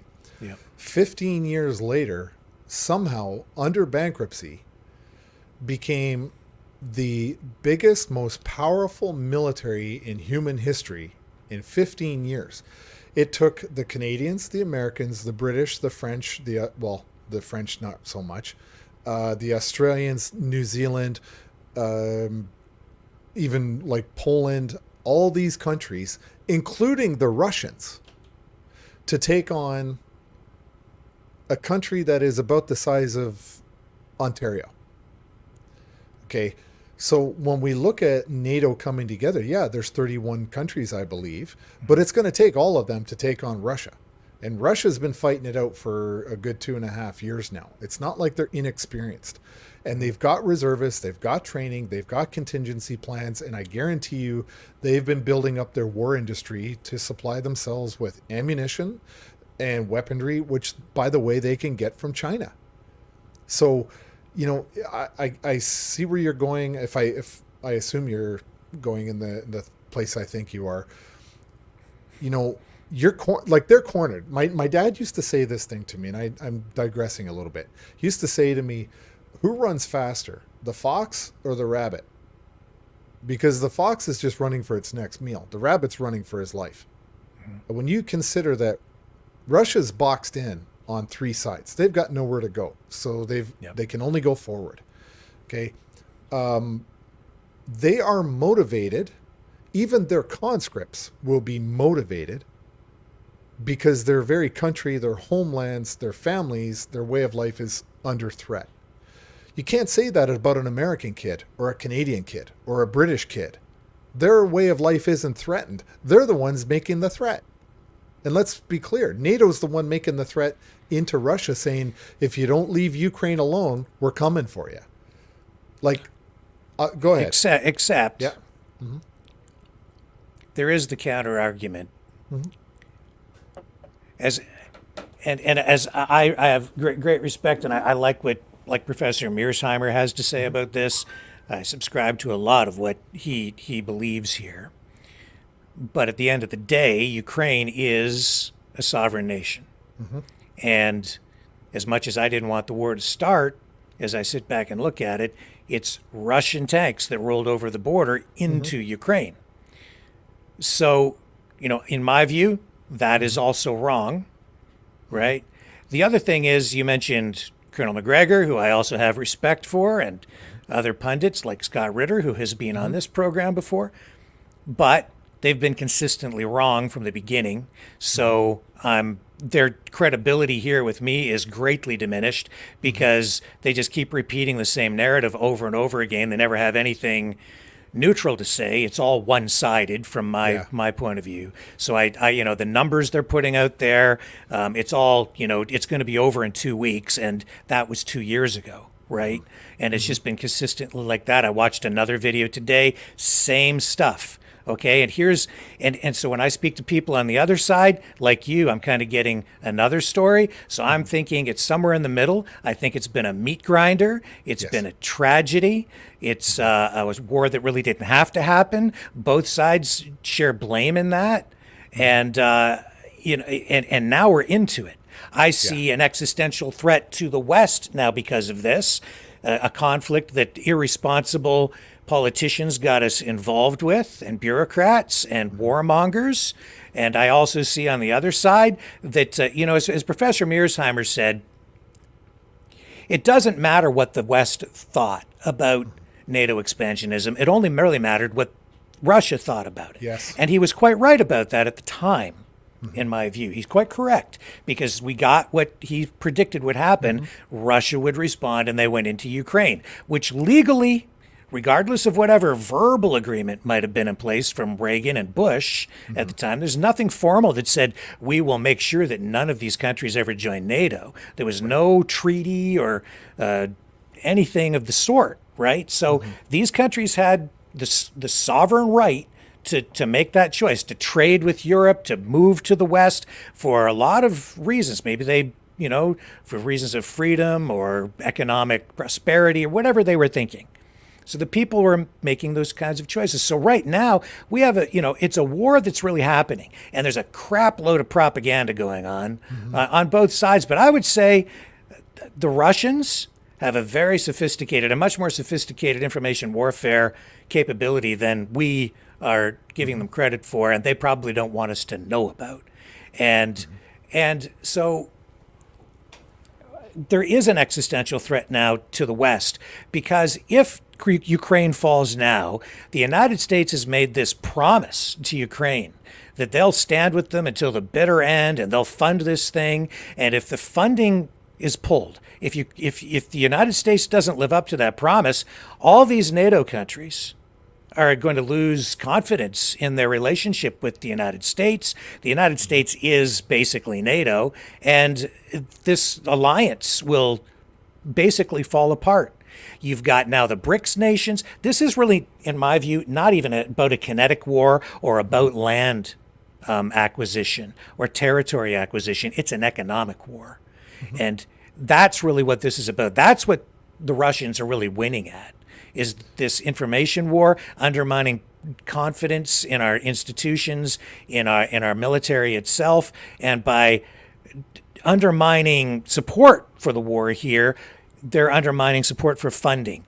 If they can cut off the funding, they'll win the war that way. If NATO breaks apart in the face of this new economic competition from China, Brazil, India, Russia, South Africa, these giant powers, and more countries joining it, the U.S. dollar's under assault. If Israel falls or is diminished in presence in the Middle East, the petrodollar, which is propped up, the U.S. dollar is a petrodollar propped up by this arrangement through Saudi Arabia, forcing people to buy oil with U.S. dollars to increase artificially demand for the U.S. dollar, to keep the value of it up, and to make all the nations in the world trade in U.S. currency. That's out the window. So you break apart NATO, you undermine the support for the dollar, you turn half the world into a trading bloc and an economic power with an alternative currency to the U.S. dollar, and the economic ramifications, the blowback, the collapse of the dollar is, I would say, virtually inevitable at that point. And you undermine the U.S. economy with the level of debt we have now, it's a massive disaster. Everything we have here will fall apart. So Professor Mearsheimer, with all due respect, and maybe he's got more letters behind his name than I do for sure, but he has to acknowledge this, and I don't think he has. We all need to acknowledge this. We now need to realize that as much as Russia, all that mattered at the beginning of it was how Russia viewed this threat of NATO expansionism. Vladimir Putin now needs to understand that these European countries, the United States, they see that as a massive threat as well now. This has become, whether they intended for it or they obviously didn't intend for it, but now this actually does represent an existential threat to the West, to the United States, because if this falls apart, the economy falls apart, the United States falls apart. And look at the state we're in now. We have a country that's ready to fly apart. Separatist movements, everything, these protests in the streets, what's going on with Hamas. Our country has deep fracture lines in it, and we are blowing apart. And it's all because of this. And it's these foolish politicians. I agree. We never should have done this. Never should have expanded the way we did with NATO and pushed up against Russia. But here we are, and now this is a real threat, man. That the West will fight for its existence too. People don't realize we're at that point, but I believe we are. I don't disagree in any way. I'm going to turn back the armchair quarterback time machine that I have. Okay, yeah. Okay, and had it been me in that situation, I absolutely would have looked at how is Russia going to perceive this? How is Russia going to? But all of those countries, the old Warsaw Pact, I would have told them, no, you're not joining NATO, because It's not our problem. You guys were our mortal enemy. So what I would suggest to you guys, to keep the balance of power, or to keep the balance of let's say sovereignty, to use a lack of a better term, keep the Warsaw Pact minus Russia. Mm-hmm. And you guys come together and keep a mutual relationship to ensure your protection against Russian expansion, and you'll keep the buffer between the West and Russia. Okay. Mm-hmm. My prediction now, I mean, that didn't happen. It didn't happen, which is how we got ourselves into this. But, I had a great conversation the other day with Brendan Miller. You remember Brendan was the lawyer for the Public Order Emergency Commission. Mm-hmm. And, we were on opposite sides of the argument. So this is the second time this week I'm having it. But my feeling is, truthfully, and maybe this is controversial, but I'm sick and tired of the Europeans causing problems in Europe. It's one of the reasons I would never live in Europe, is because they can't stop themselves from fighting with each other. Throughout history, the Europeans have always started a fight. I mean, in my lifetime, we've had, Bosnia, former Bosnia-Herzegovina, which had ethnic cleansing and mass graves. They did some pretty nasty, stuff reminiscent of World War II. They were vicious to each other. They did some horrific things. Africa does things. Asia does things to each other. Everybody does things to each other. But you know what? The British, the French, in their infinite levels of arrogance, are always causing problems around the world and being the tough guy and making the threats and trying to bully everyone else in Europe. Okay. A couple of years ago in 2014, they were referring to the Ukrainian government as a bunch of Nazis. Okay. But all of a sudden,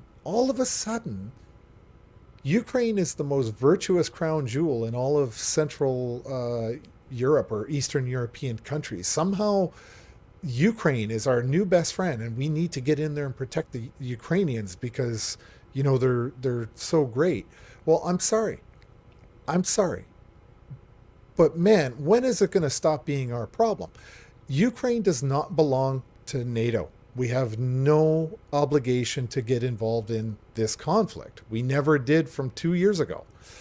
My prediction is that Putin is going to go just to he's going to take that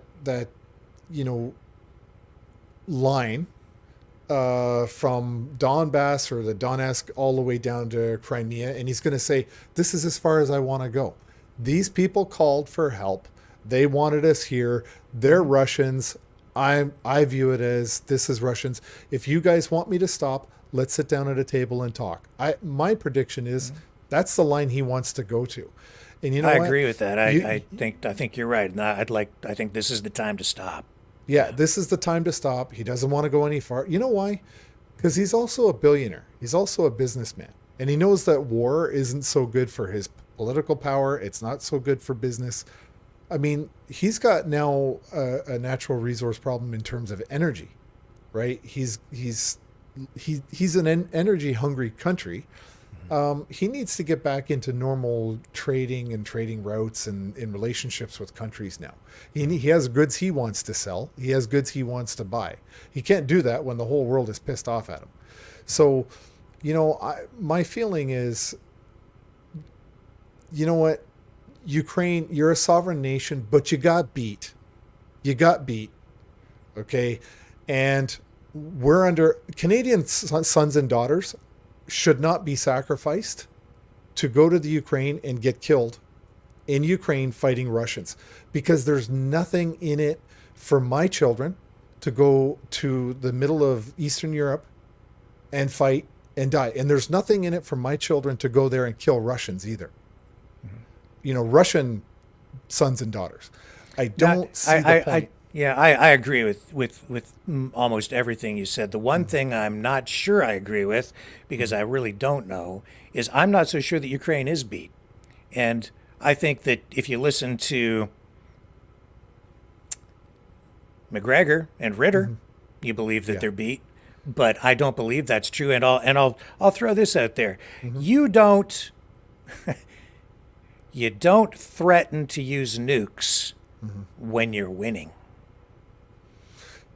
I think that's a great point, and I agree. You don't. You use threats of nukes as a deterrent to the bigger guy getting involved. Okay, because we know Canadian soldiers have been in Poland training. Canada gave 4 Leopard tanks and sent 25 soldiers to Poland to train Ukrainian soldiers in using our 4 tanks that we gave them 4. Okay, by the way, it costs $1 million each to get one of them into Poland. But we sent 9 million rounds of ammunition. We sent a total, our aid package so far is roughly $10 billion. $10 billion to send to Ukraine. How many hospitals is that? How many tuitions is that? How many doctor, nurses' salaries is that? How much healthcare can that buy you here in Canada? Why are we blowing up our economy and our national debt to get involved in a war that we have no legal obligation to be part of? Not under UN, not under NATO. Why are we involved in this stuff? And, you know, I'm willing to accept, because I agree, like, I don't know if McGregor's right. I don't know if my friend is right. I don't know who's right, because I've never been to Ukraine and I didn't go to the battlefield. I have no idea who's winning. But we've contributed over $10 billion in supplies and money. The Americans have contributed over $70 billion. I know the Brits have, the French have. All these people are sending weapons and ammunition and money.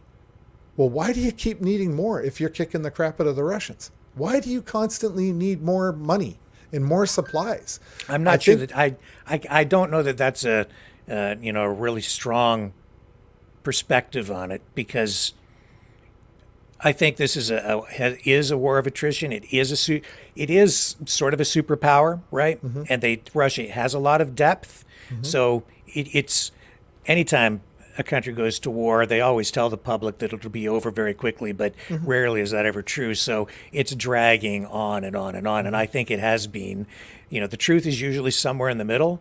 And as you look at both sides of this, the reason they need more and more is because it's, for both sides, it's a similar story.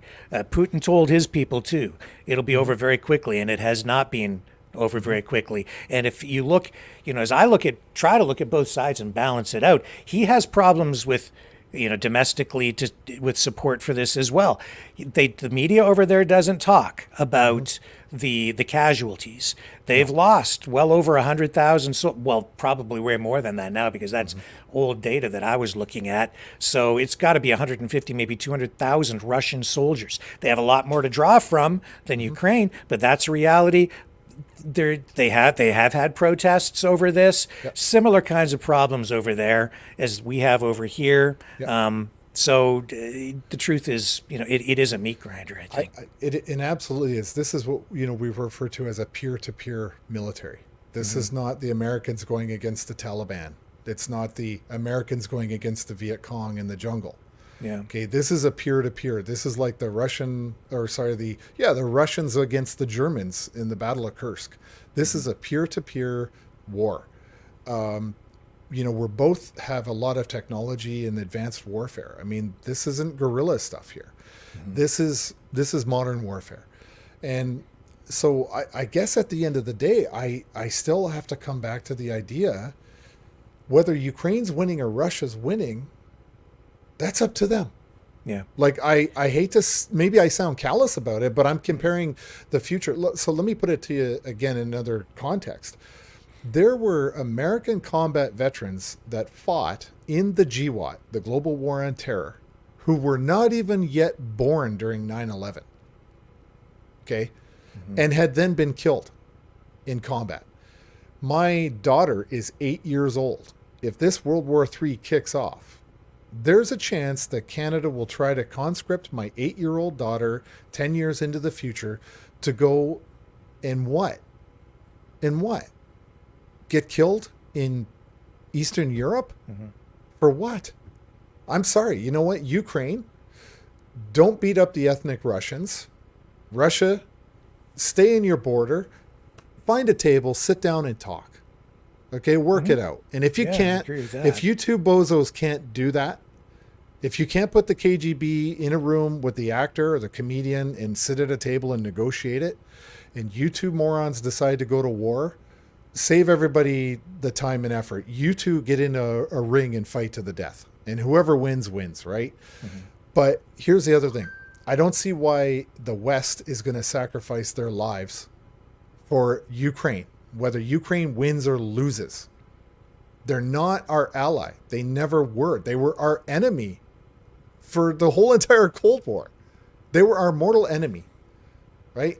And I don't understand why we're intervening in a Russia-Ukrainian former communist conflict. It's none of our bloody business. That's the way I see it. And that's how it should have been viewed 2.5 years ago when Russia went in there. We don't need to stop Russia. Yeah. We don't need to stop Russia from expanding. The people around Russia need to stop Russia from expanding if they want Russia to stop expanding. It's not our problem. It's all of the Eastern European countries on the border with Russia. It's their problem. They're the ones who are under direct threat.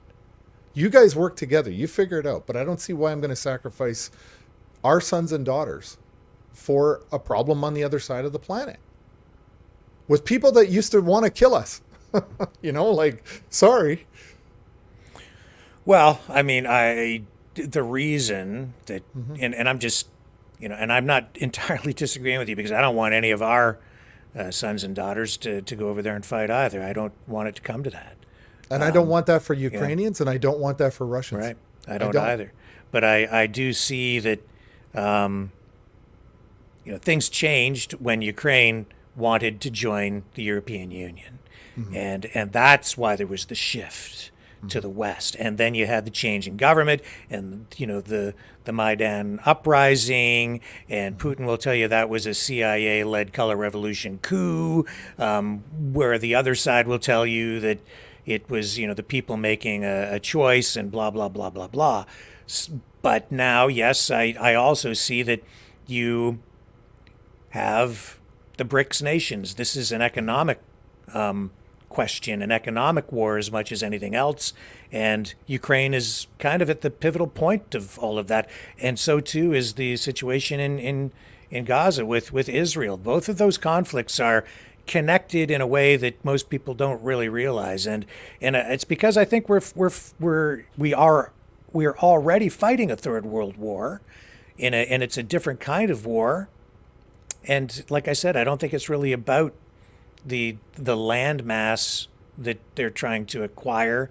It's more about economics and the dollar. And so even though it seems like it's a conflict that's over there that's not going to affect us, it's going to affect us one way or another. Now, do I want our sons and daughters to go over there? No, not at all. Absolutely not. And I think we should probably try to find other ways to deal with this problem than using guns and bombs. But I think people like Professor Mearsheimer and Vladimir Putin need to understand that the leaders, the people in charge of our military, the people who are really pulling the strings behind Joe Biden, they see it as an existential threat to the United States geopolitical dominance, both militarily and economically. And the economy of the United States is really propped up by the military industrial complex. So let me throw a whole twist into everything I've just said. Sure. Okay. And when we talk about existential, and even at the risk of even contradicting some of what I've said already, but let me throw this other idea at you. So prior to the GWAT, America always had a two-war or a two-theater doctrine. So they're able to fight. They used to be able to fight two full peer-to-peer wars at one time. Mm-hmm. Which, I mean, World War II they did. They fought the Japanese and they fought the Germans. Okay, so they've always maintained a two-theater war doctrine. But the GWAT was so bloody expensive in terms of money, lives, just very, very expensive. The world changed. Okay, the threat of communist expansion started to diminish greatly. Now we were focusing on terrorism. It was always about terrorism, which we haven't heard the word terrorism since COVID came out. It got cured just like cancer. But anyway, what I wanted to say is that as early as 2018, I remember reading about how the United States Marine Corps was drastically changing its doctrine. They were changing all their tactics, training, and procedures. They were changing out all of their warfighting equipment. They were looking at an initiative where they would be doing island hopping, fighting in the islands, because they believe at some point, America believes that they're going to get into a kinetic war with China. Okay, so you've often heard, maybe the viewers have often heard, this is a proxy war with Russia. The reason is because America knows it's not prepared to do a two-theater war doctrine right now.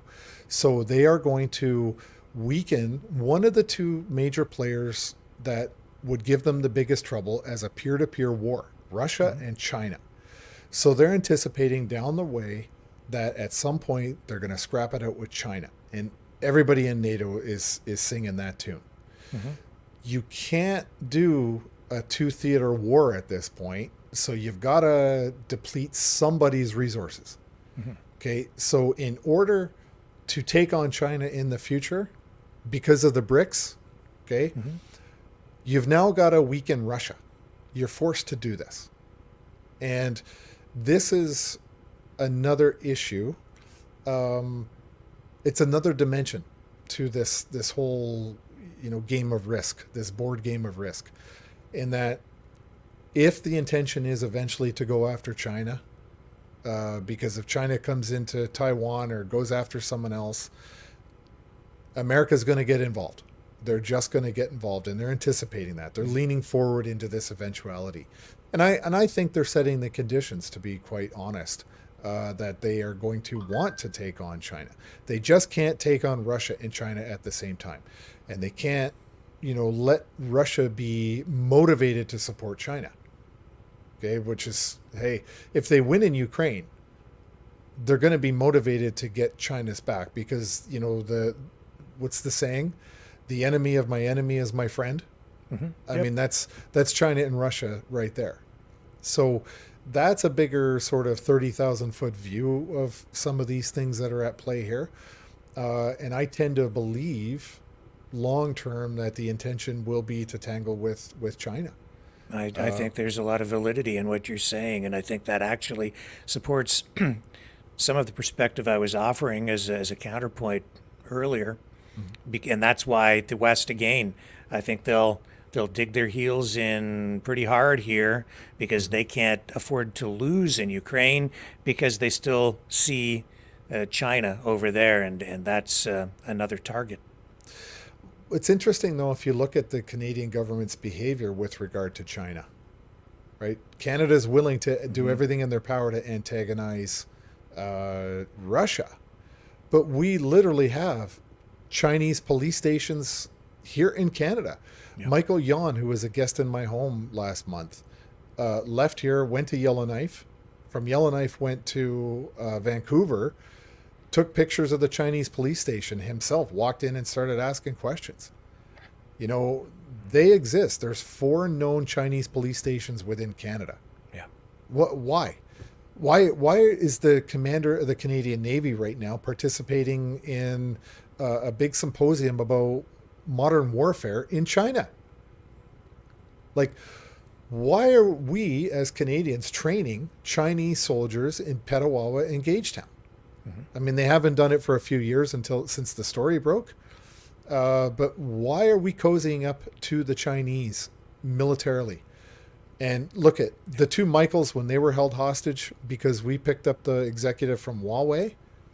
These guys are in pretty bad conditions, yet she, during the lockdowns at Christmas time, was allowed to fly her husband and children into her mansion where she had her own private security. Why are we kissing the ass of China? That's a very good question, and what you're touching on there refocuses my attention on some of what we're seeing even come out of the United States. I see corruption is what I see here in Canada, and I see fifth generation warfare right in front of us here domestically. That's where this foreign interference inquiry was going over about a week ago, kind of wrapped up. So yeah, I mean, it's present. We see it. It's blatant. It's right in front of us. We have Chinese infiltration, if you will, right here in our own country. That's why I think we're seeing people like Tucker Carlson and Jackson Hinkle and some other prominent influencers even saying we should invade Canada.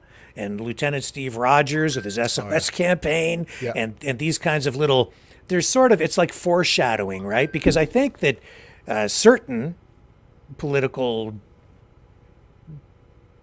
groups in the States see Canada as a potential threat because they see the Chinese influence up there. So yeah, they see Canada as a problem because of all the Chinese influence, and that's Trudeau. And you know what? I tag a guy named Sean Ryan. He's got a podcast down in the States on YouTube. Great show. Jordan Peterson was on it yesterday, or today, or yesterday. Anyway, great podcast. And I've kind of been tagging him in a lot of things, trying to say like he's had a couple Canadians on the show, okay, but I find he focuses on American issues, which he should. But when you're talking about threats to America, the greatest threat to national security in the United States, and I'll say this till I'm blue in the face, isn't Russia and China right now. It's the bloody Liberal government in Canada. The little budding, pre-communist country of Canada is going to be on America's doorstep. Right. But who's going to listen to that when Joe Biden is in office? Right. Right. So, Americans, forget Joe Biden. They're going to have to start paying attention to what the hell's going on in Canada here, because you're steps away, especially with Bill C-63 and some of these other abominations of legislation being introduced, and some of the crap that's already gone through. Like, I'm sorry for, the American viewers, if you've got Canadian relatives here, get them out. Get them out now while you can, before the wall goes up, when Trump comes in and puts a wall up between Canada and the United States. It's it's terrible times to be in Canada right now under this government, and there's not going to be an election for another 18 months. They might dump Trudeau. I think they will dump Trudeau, and it'll be Mark Carney who replaces Trudeau. He's smarter. He's more qualified. He's just as much of a psychopath, and he's a Marxist communist WEF executive. So, they're going to bring in Mark Carney to smooth over the next election. Because people in Canada are stupid enough to say, "Oh, it's a new leader of the Liberals." I don't hate the Liberals. It was just Trudeau I hated. He was all to blame. Let's give this new Mark Carney guy a try. You'll see. Yeah. New Mark Carney is the new boss, same as the old boss, really. Exactly true. Yeah. Exactly true. So, yeah. I'm glad you see the threat here in Canada the way that I do. Not very many people are able to see that. Oh, I see it clear. I've been working on another fiction book, but I'll tell you right now, it has a lot to do with China being invited into Canadian territory. But I'm doubtful. I was aggressive. I was very ambitious with the book when I started it. I've got a 10-page outline of the whole background of the backstory on it to draft the book. But I hate to say this, and I don't mean to sound like I'm whining, but people don't buy books anymore. They just don't buy books. It's not. I'd love to tell this story. I would love to tell it, but I just can't afford the time to put into it like it needs and to develop it. But I will tell you, it's set into the future, and the Prime Minister is not Pierre Poilievre, and there are Chinese troops on Canadian soil. Well, you need a movie deal for your book. That's what you need. I do. Anybody out there from America, you guys know how to do it. Yeah, I think it would be a great movie. To be honest, it's very multidimensional. It ties in a lot of things. Well, so it's pretty clear to me that Canada is under attack right now. On multiple fronts, really. But the Chinese threat is clear and present.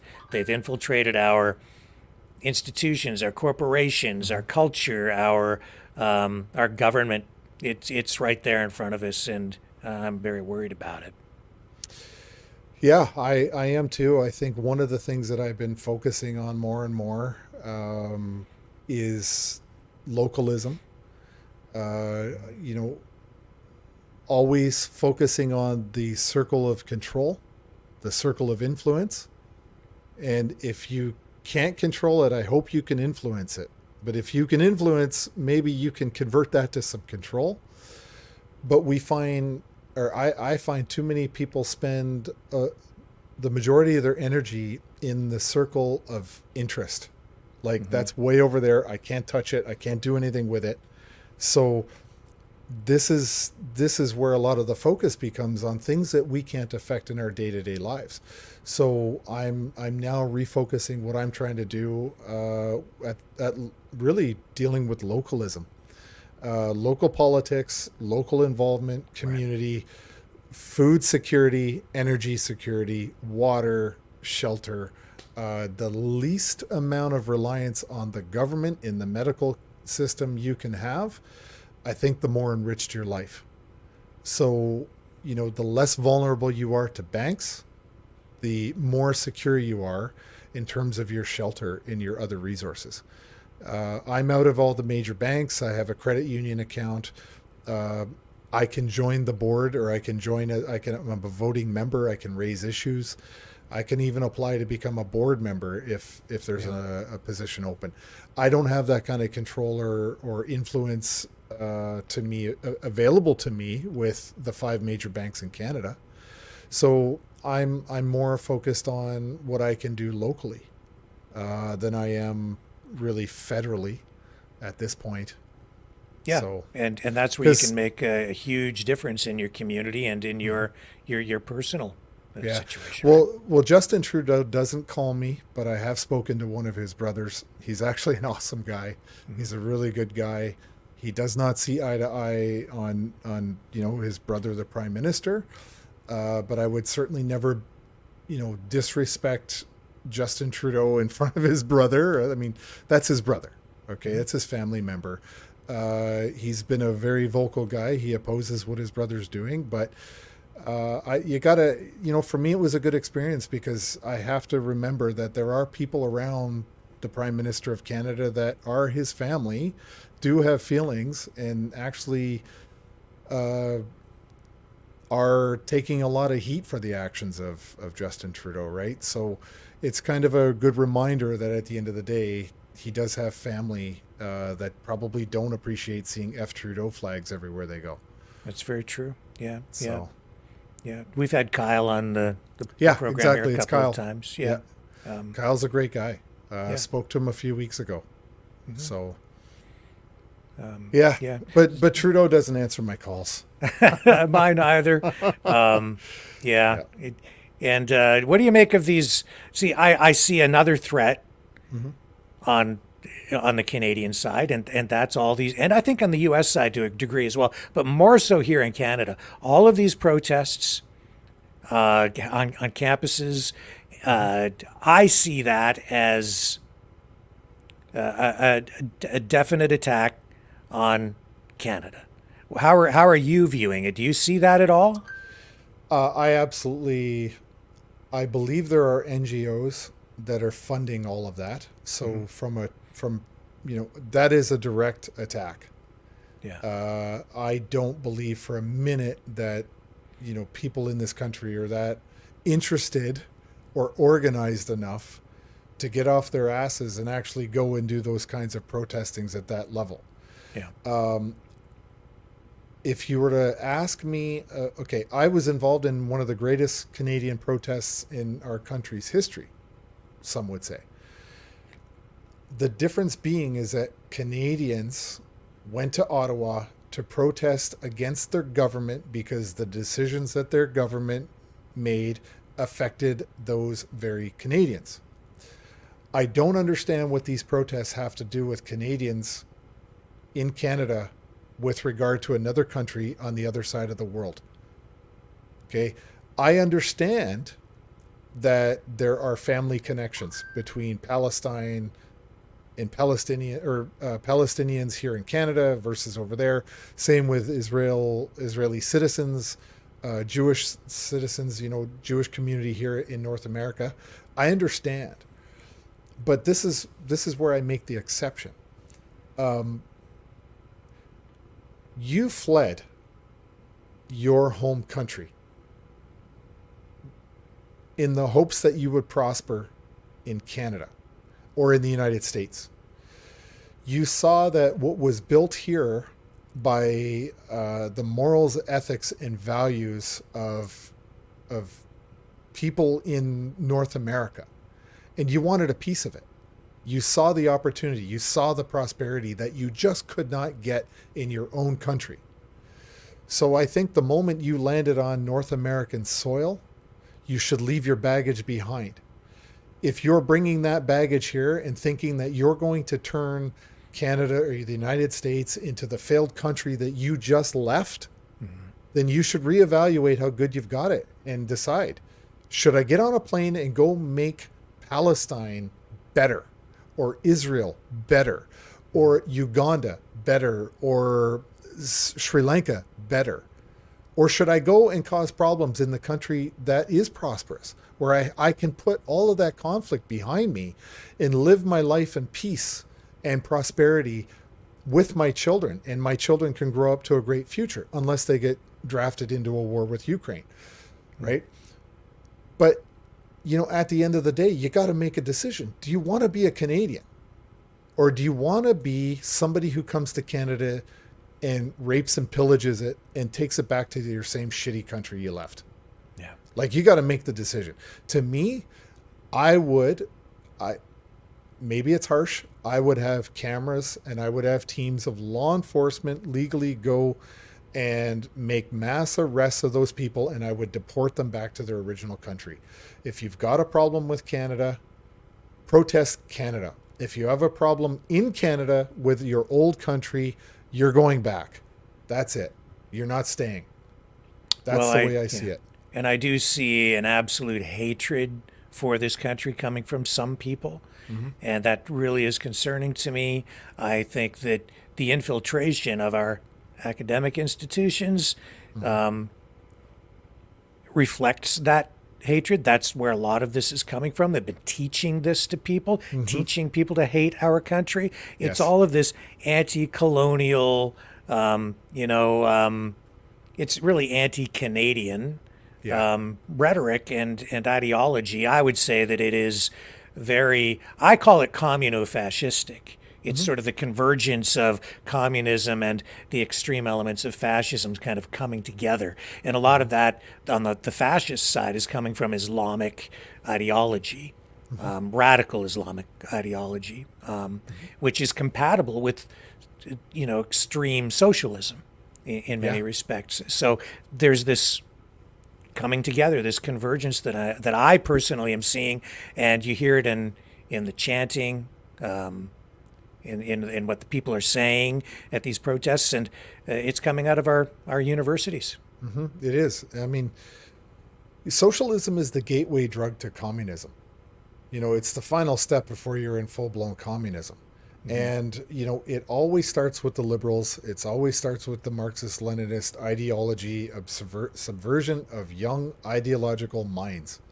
You have to do it in the universities to create that generation where there's a divide from the elders and an influence on the youth. Okay, the captive audience is in the universities. The worst part is that they're paying a large sum of money to be brainwashed to do the bidding of NGOs. And these professors are they should be ashamed of themselves for allowing this ideology to take foot, because they're getting funding from NGOs to do the research, thereby pushing forward the propaganda that the funders want. It's ridiculous. It's very treasonous in my view, that you would try to convince young minds and young hearts in your country to be anti-country. It's ridiculous. Your job is to teach skills. Your job is to teach people how to make deductions, to look at facts, to follow a scientific process, to be critical thinkers of everything that you as the professor say. I was a teacher for 2 years. I taught a course on AI ethics. I focused on software when I was teaching software, but I focused when I taught ethics on getting the students to think for themselves, not to take my word for it. Okay, they're paying to be brainwashed in these schools.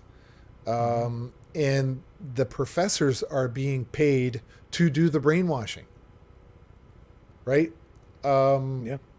It's pretty disgusting, but it does start at the local level, and it starts in the schools, universities, colleges, high schools, even elementary schools. Yes, now, yes, even elementary schools, yeah. Yeah. All of the gender ideology, gender dysmorphia, that's all starting in the elementary schools.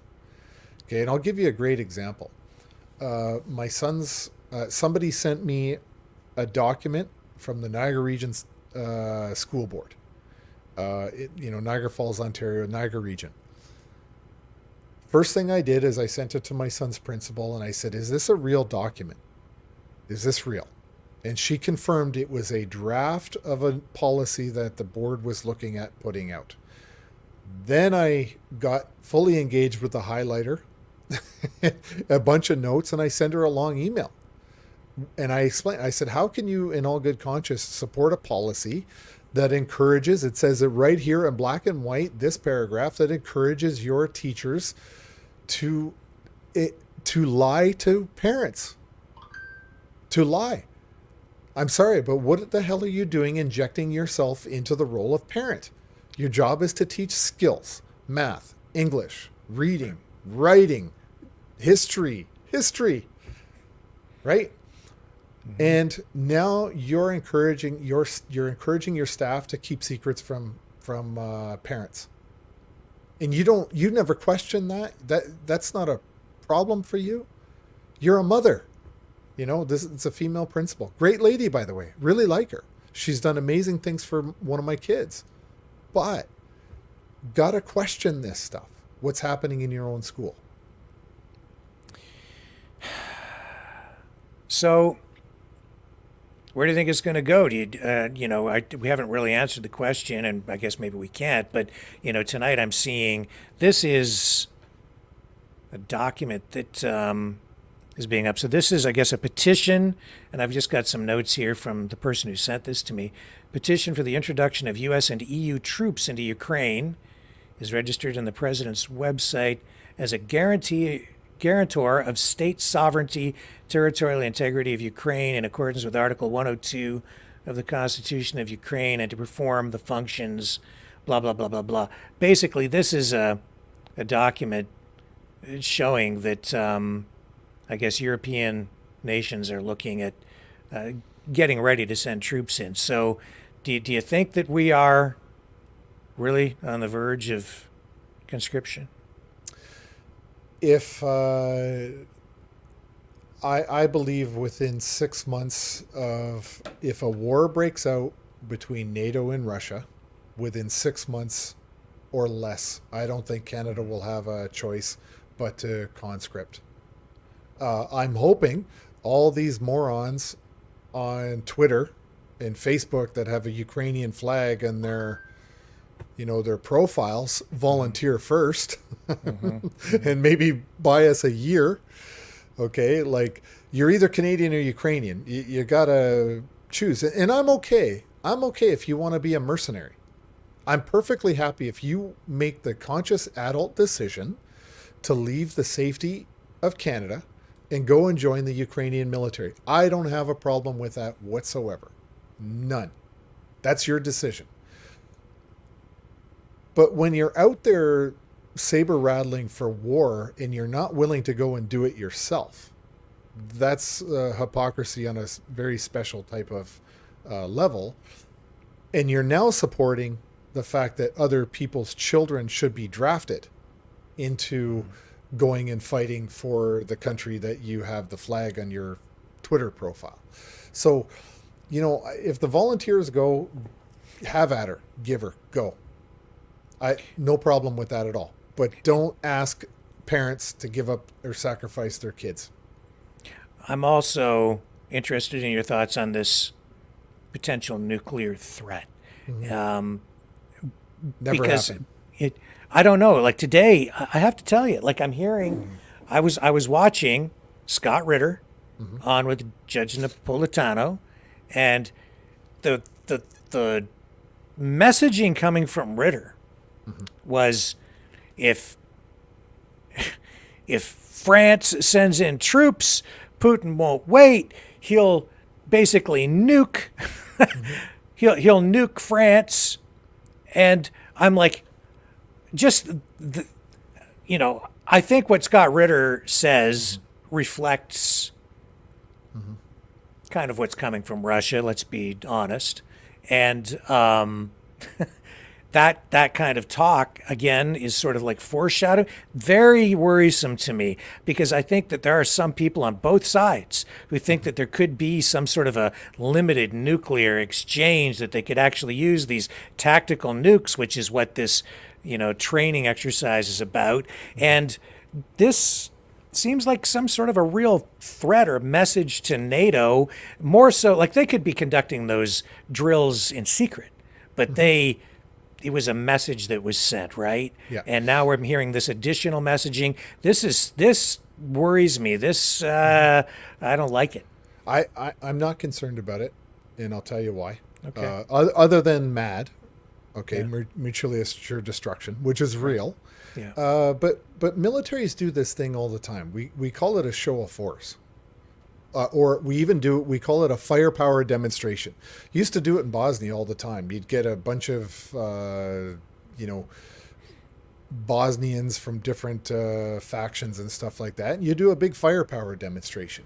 You show them all of the firepower that you have. You have a bunch of targets down range. You shoot at them. You see what 7.62 ammunition will do to concrete block. What it'll do to a car, what it'll do to your house. You show them a demonstration of your firepower.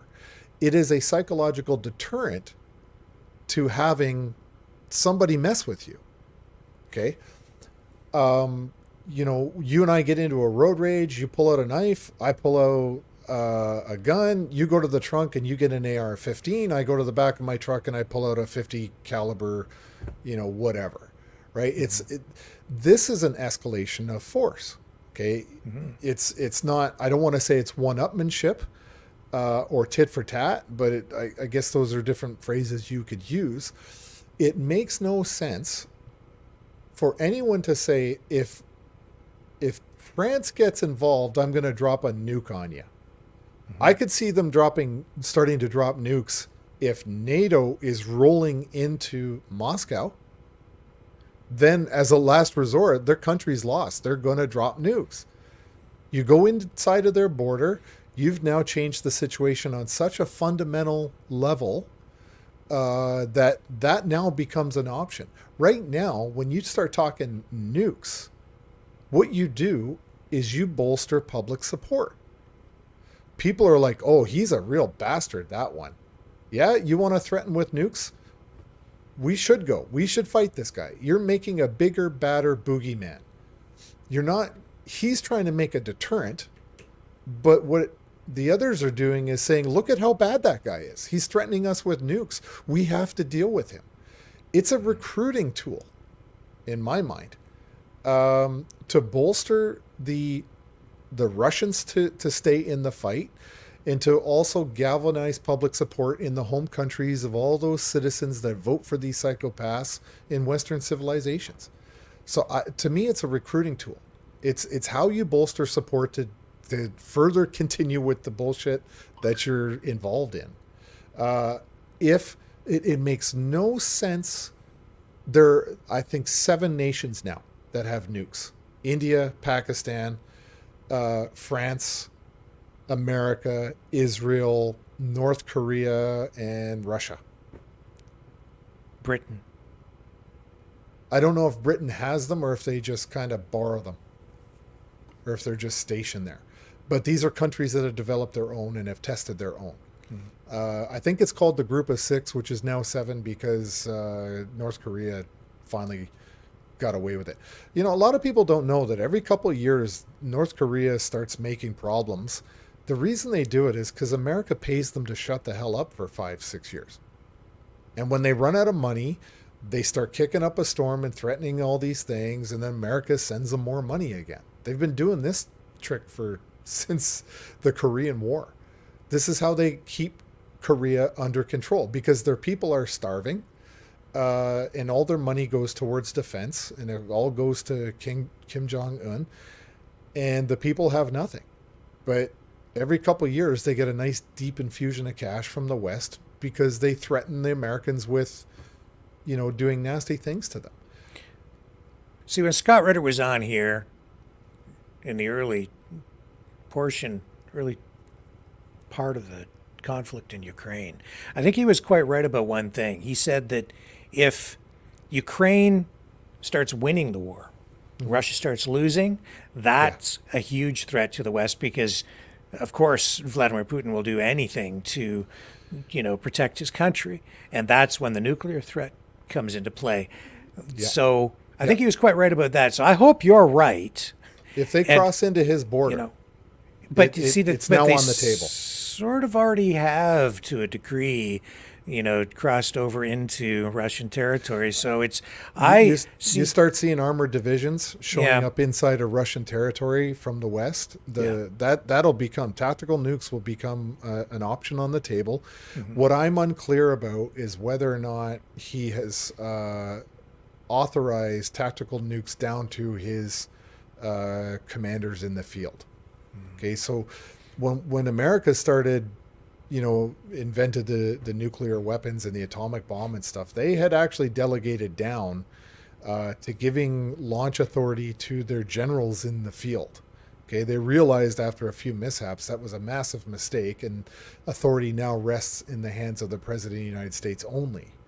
Okay, I don't know if he has delegated authority down to his commanders in the field, whether they could launch tactical nukes, which are different than full-scale intercontinental nuclear war. They're a much smaller bomb, highly effective, but much smaller in scale. Meant to take out large numbers of your enemy, not meant to take out countries. Mm-hmm. So if they... he's not going to use them prematurely. He is going to... They are tactical, but they have strategic value, obviously. I can foresee reasons why he would consider using them, but I don't... there'd have to be a bunch of armored corps entering into Russian territory and advancing eastward before he would start really delegating authority down to his commanders in the field. Just the fact that we're sitting here talking about it scares the crap out of me. Me too. Yeah. Me too. Yeah. Well, hey, remember, the World War III was always meant to be fought in Canada, by the way. If people didn't know that. I didn't know that. What do you mean by that? Explain. Do you remember the old DEW line? The radar line that was up in Canada's high Arctic? We still have a base. It's called Alert. There's about 80 people that are there 24/7, 365. It's the very, very, very, very tip of Canada. It's a radar installation. You can actually see it on Google Earth. It's not classified. The Russians fly over it all the time because they know exactly where it is. We had... So NORAD was an agreement between Canada and the United States and probably Mexico. The only real high-speed avenue of approach into the United States from a Russian invasion would be over top of the Arctic Circle. Russia would fly over the Arctic and fly into Canada. Okay, so we had the dew line. Yeah. The Russians can't get to us by sea. They're never going to be able to pull off an invasion from the sea. So they've got to come over the top, where our defenses are the weakest, because it's the Arctic. Minus 70, minus 80 temperatures, no infrastructure, no refuel, no bases, no nothing. So the belief was always, if you look at the highways in America, and by the way, all the interstate highways in America and the inland waterways are under the jurisdiction of the United States Army Corps of Engineers. Okay, the highways run north and south. The major interstate highways run north and south. That's both convenient for travel within the United States, but those are all high-speed approaches into Canada. Why we share not just economic costs of building bridges, but these are high-speed approaches into Canada. So the idea would be that the Soviets would have tried to invade America. They would have come over the Arctic Circle. Our fighter jets, the American fighter jets, under the command of NORAD, which is an American general, second in command is a Canadian general, would intercept all the air armada from the Russians, try to shoot down as much as they can. The Canadian and the American airborne regiments would have parachuted into the Arctic to fight with the troops on the ground, to stall them long enough to get their main forces up all those highways in America into Canada, to fight the Russians in Canada. Well, you just described the invasion of Canada from the United States, that we sort of mentioned previously, right? Yeah. Yep. So that was always the Cold War plan. That's why the dew line existed in two different things, and we spent the last 20 years dismantling the whole system. Well, that's the way it is on May the 7th, 2024. I'm all good news, right? I'm just Mr. Happy Positive guy. Yeah. Yeah. Well, Tom, is there anything else you'd like to talk about tonight or focus on that you think we might have been missing that's important for people to know? I'm going to say this for the Canadian audience. Take a look at some of the stuff that Eva Chipiuk has been doing. She's been putting together courses. She's writing a book. She has taken the approach of dialogue over division is the best avenue to try to unify and educate Canadians about governance at the local level all the way up to the federal politics level. She's doing great work. She's going to be having a course running soon, starting on May 15th. She's on Twitter, Eva Chipiuk. And she's doing the right things, I think. She's focusing on what binds us and the rules to governance. And she's encouraging Canadians to get involved in the political system that we were all ignoring up until 4 years ago. Now we're trying to educate ourselves, and Eva's a person who's out there trying to help with that. For the American audience, I would say start looking at Canada. Okay, if the Canadian citizens are not able to turn this around, you're going to have a major problem on your border. And you're going to have a bunch of Canadian refugees running to the south, going to Republican states. Yeah. So, in fact, before we sign off tonight, last time you were on, you said, I'll preface this by saying, I don't want to tear the whole country down. I don't want to tear the whole system down. I want to fix what we have, and I see big problems. But when you were on the last time, you said that you would prefer to see a republic here in Canada. Yes. And we didn't really elaborate on that. I wanted to get your thought on that. What did you mean by that? What does that look like to you? I think it's much better. I'll say two things. I don't know if they're in the right order, but America is a republic. Okay, it came out of the original 13 colonies that were really independent countries in a mentality perspective. They believe themselves to be 13 different countries, and they fought about the idea of coming and unifying under a federal government and creating the United States, but they did it. But they maintained that they were a republic. Whereas here, we took on this parliamentary system. Okay, we have this first past the post crap, where we are dominated by the minority who always rule the vast majority. And in a republic, there's typically the two-party system. There are better checks and balances and mechanisms within a republic to give people more power than what you will ever get out of a parliamentary system. Now, I say all that, but if you look at the state of the greatest political experiment in human history, which is the United States, look at how bad the corruption within the United States has prevailed. It's staggering. You know, the American forefathers they must all be spinning in their graves looking at what politically America has become, because of slowly over time industry and lobbyists corrupting the system and pulling the power away from the citizens. It was never meant to be that. Okay, and when I talk about I wish Canada became a republic does give more power back to the people, but the people,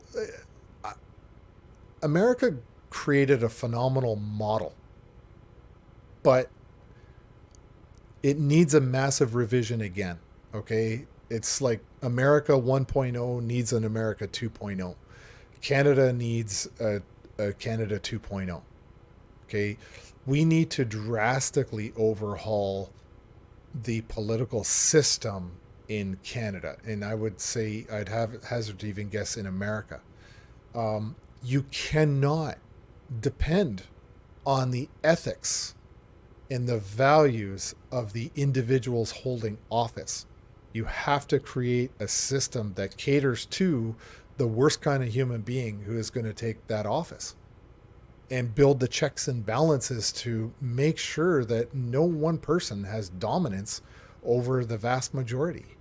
And that's what we have in a parliamentary system. You know, Justin Trudeau is the Prime Minister of Canada because of 110,000 people in the riding of Papineau, Quebec voted for him. Nobody voted for Justin Trudeau to be the Prime Minister of Canada. Okay? The electorate didn't go to the ballot box and say, we want Justin Trudeau to be our Prime Minister. That's not how our system works. Right. He was voted as the leader of the party. Yep. He only got to be in the party because he got 110,000 votes. There's 41 million people in this country, and 110,000 were the only ones who voted for Justin Trudeau. But he's now the leader of this country. That's a super minority who is given power to one man to dominate the lives of all of us. And now we've got, because of our parliamentary system, we've got this alliance now where we voted on a minority. We now have a majority Liberal government because of the way our system is created. It's terrible. It's absolutely terrible. You know, our Senate in Canada is not voted in. They're appointed by the Liberal government. That's right. Yeah. You know, we're in America. You got to run and be elected as a senator. Yeah, I mean, they're appointed over time by whomever is the prime minister at the time. So Yeah. there's some conservatives and some liberals in there, but yeah. There are. Yeah. But both party can fire senators, by the way, out of their party where they become an independent senator. Right. So, you know, we have a system. Look, for example, the Bloc Québécois. Okay, in our we have a federal government. The Bloc Québécois comes from a province that never signed on to the Charter of Rights and Freedoms.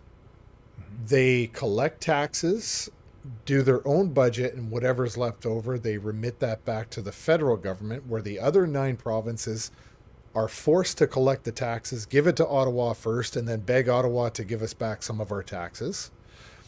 The Bloc Québécois does not run a single candidate in a federal election outside of the province of Quebec. So why is a province allowed to have a federal political party that never signed on to the Charter of Rights and Freedoms and could conceivably form a federal government in this country? Why? Why do we have that in this country? What drug deal was made that this is actually a thing? Okay, they should be forced to run candidates and have candidates within a minimum of 3 provincial provinces before they're allowed to exist at a federal level. Every other party has candidates in every other province and territory, except the Bloc Québécois. And if I'm reading the tea leaves right, in the next election, the Bloc Québécois could form the official opposition. The NDP are going to get annihilated. The Liberals are going to get annihilated. But the Liberals and the NDP could come together as a unified party and maybe form an opposition and make things really hard for Poilievre. Or they don't do that, and we're left with the Bloc Québécois forming the official opposition, a party that doesn't run candidates outside of the province of Quebec. I think a republic is a better system for Canada. But I think it's not just as simple as saying it's a republic. I wrote a document, I posted it on my Substack. It's called the Declaration of Non-Confidence, and it's based off the U.S. Declaration of Independence. It lists the grievances and all the solutions. And, you know, these are just ideas. Yeah. And how well that works depends on the division of power and how much power a president of Canada might have under a republic. So, do you know for a short time, our Chief Justice of the Supreme Court in Canada was the acting Governor General? In between Julie Payette when she left and the current one we've got now, he sat in the chair as the acting Governor General while he sat he was the head of the Supreme Court of Canada.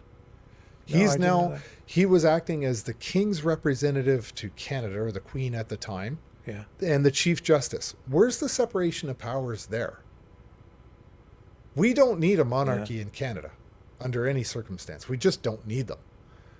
It's a drain on the taxes, for one thing. I mean, we'd have to get original, I guess, and come up with better currency.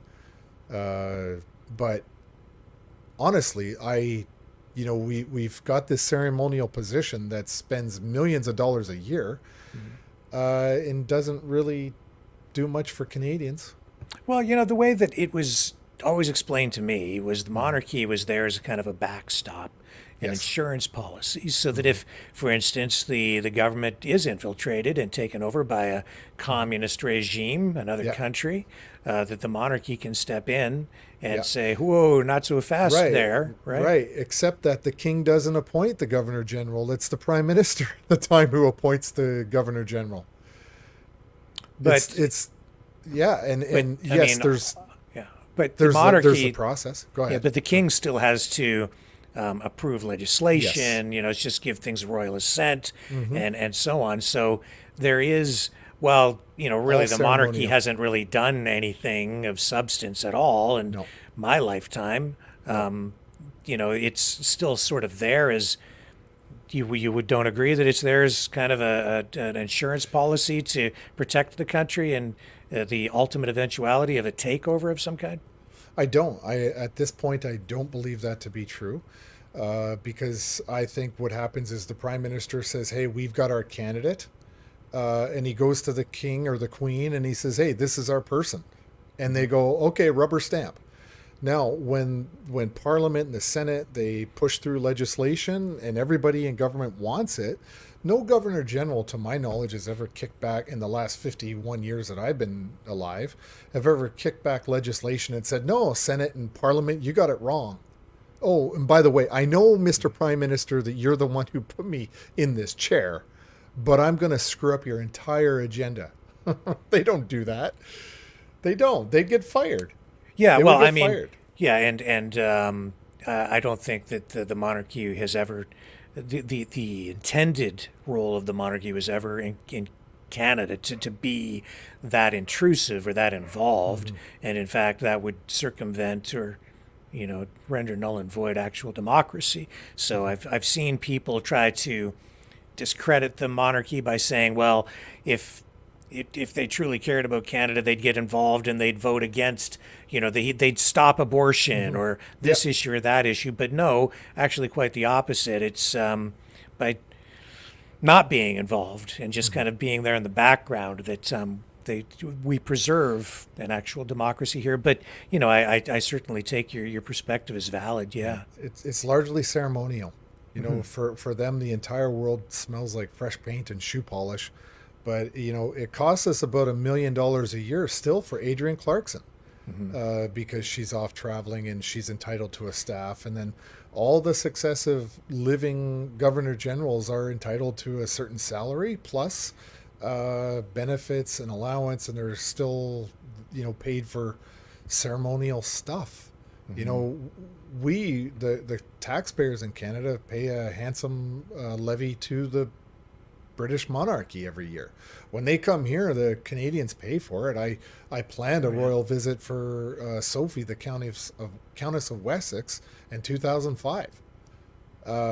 We pay for that. They don't. Yeah. Great party. I don't make $1 million a year. Yeah. Yeah.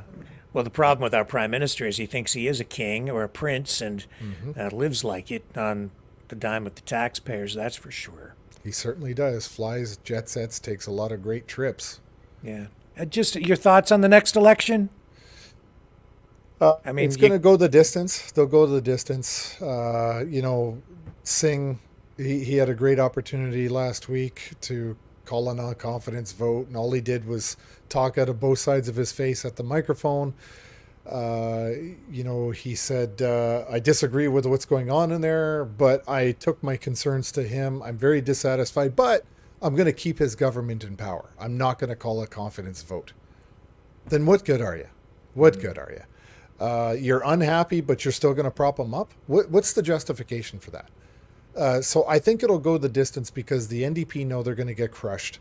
They're not fundraising. They're not financially, they don't have a war chest to take on another election. They got cleaned out in the last one, and they're not bringing in the dough now.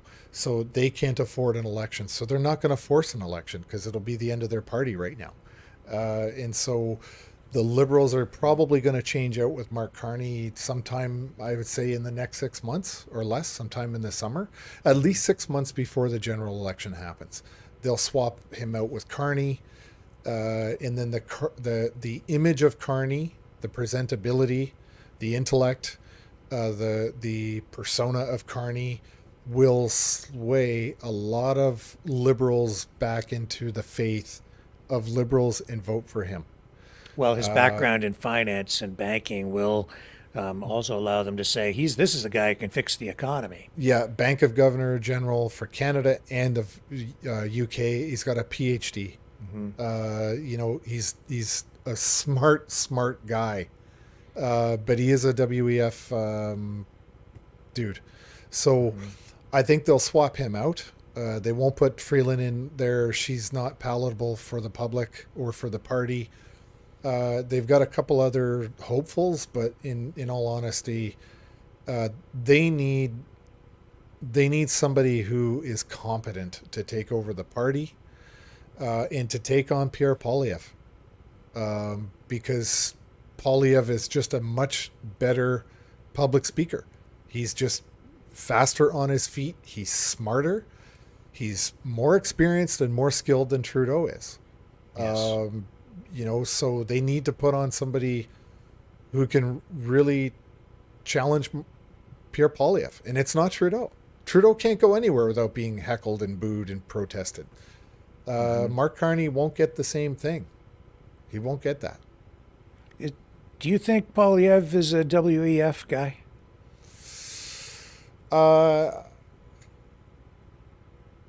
I think he's surrounded by people who are. Fair. That's what I think. My view is, and has been for several months, and I've said this many times publicly, the PPC platform, in my view, is the best platform that we have. I believe that the federal conservatives are, the other side of the same coin. I say that knowing that Pierre Poilievre is going to become the next prime minister in all likelihood. But I think when that happens, people are going to be disappointed.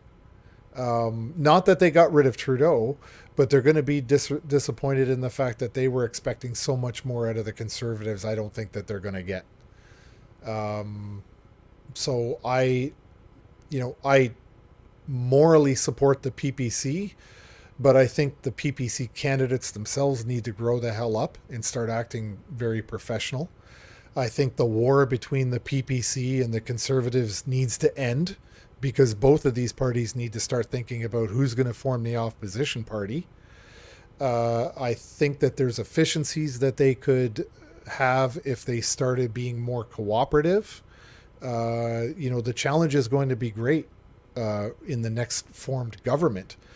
And I also think that the PPC has a lot of work to do inside the party to make it, vote worthy for a large body of Canadians to get involved and support them. And right now, I just don't see them there. They got a great platform and they got a great leader, but the candidates are just not behaving in a way that I think they should. I understand. Yeah. Well, you have a lot of people who have never been elected to office. There's not as much experience or depth there for sure. Yeah. But I have to get your opinion on this whole Axe the Tax protest, Diagolon, stopping at the side of the highway, Polyev meeting with those protesters, and then Justin Trudeau just constantly talking about Diagolon in the House afterward. What do you think is really going on there? I wouldn't be surprised any day now if the RCMP came out and put Diagolon on a terrorist watch list. To me, it was 100% smoke and mirrors. It didn't matter that a small percent of the people that support Diagolon across the country, very few people support Diagolon. But if you're, a guy in his not 50, I'm in my 50s, 60s, 70s, whatever, and you're watching the news and you're hearing about Diagolon, you're thinking that's credible. You're thinking it's credible. So Trudeau knows that by talking about Diagolon, he's creating two things. He's creating division between people who support Diagolon, because Diagolon does not support the Conservatives. Right, even though they endorsed him. I didn't really, they did. Yeah. They came out and posted it, but that's not real. That's a joke, right? No, and there's been a long-standing history and a feud between, Jeremy Mackenzie, the creator of the fictitious organization known as Diagolon. I mean, I even testified to this at the commission. That the vice president of Diagolon is a cocaine-addicted goat figurine named Philip. Right. Okay. Yeah. It's not a serious thing. It's not. It's a joke. It's an internet meme. It's nothing. But yet, to the viewer at home watching the CBC, when they hear the Prime Minister of Canada talk about a right-wing extremist group, Diagolon, and then they tie Pierre Poilievre to it, people in this country are simple enough to listen to it and believe it's real. And I will say that even though it's just it's just guys online, right?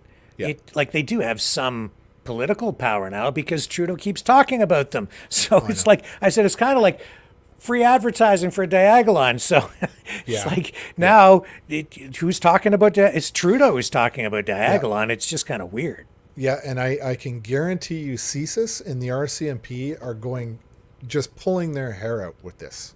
Because they're on record several times saying Diagolon isn't a real thing. It's not a threat. It's a bloody joke from the internet. It's like saying you're afraid of Batman and Robin because of the cartoon.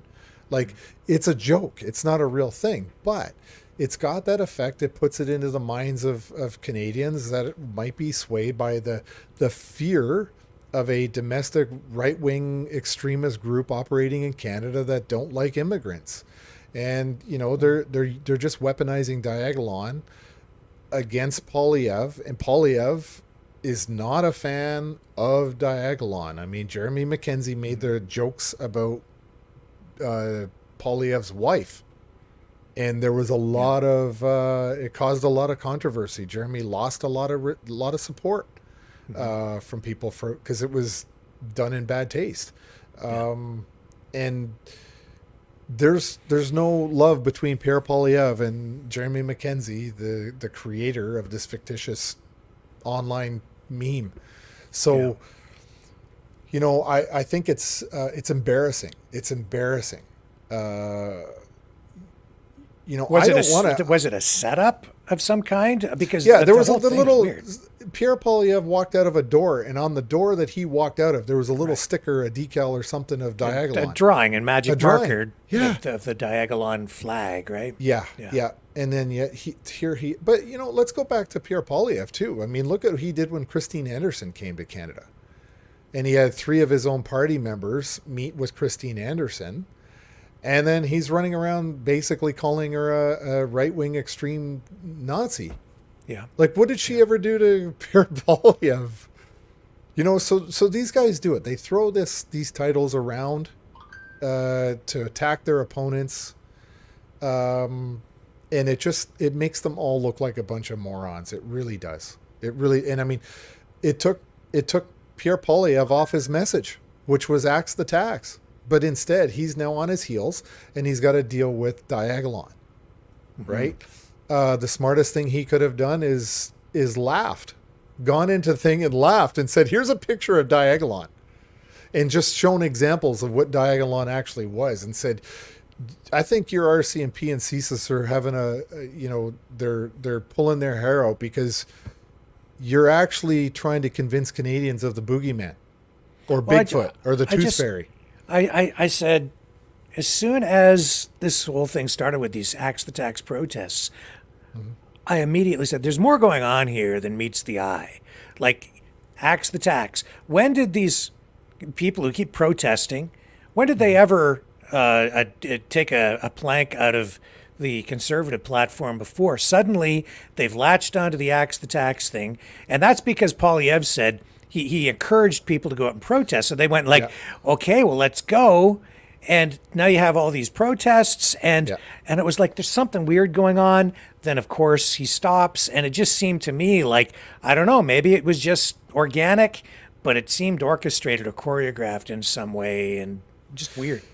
Yeah, I feel like, those protests were out of acts of desperation, right? Because, April 1st come around and the tax came in. A few days later, things start getting more expensive. I mean, I even paid for gas. Was $1.86. It was hovering in the $1.50s, and I'm at $1.86 getting fuel. It's come down. It's come down back into the $1.60, $1.50 something range.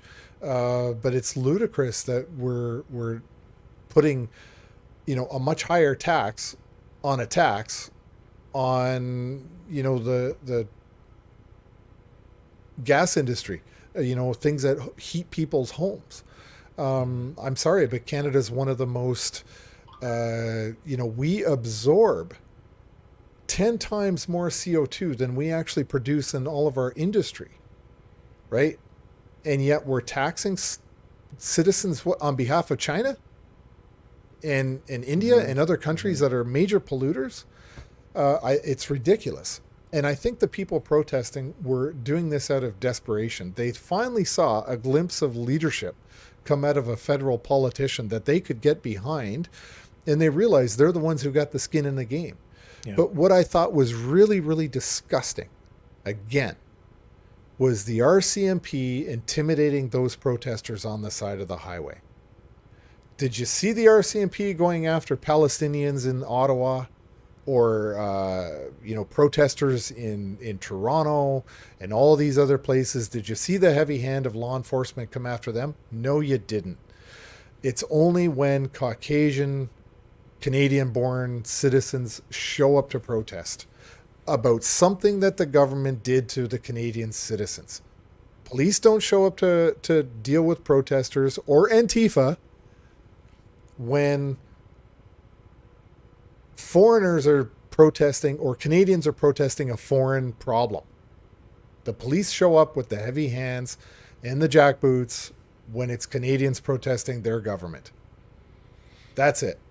And we see through the double standard, right?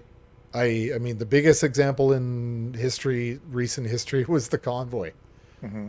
Let's compare that to what the CUPE union did last summer, where they were bragging about shutting down Pearson. They were bragging about seizing a bridge. These are two violations, that they should have had the Emergencies Act invoked on them. They met one of the major conditions of the Emergencies Act. And what did Justin Trudeau do? He gave them a raise. He caved. He talked to them. He negotiated. He gave them what they wanted.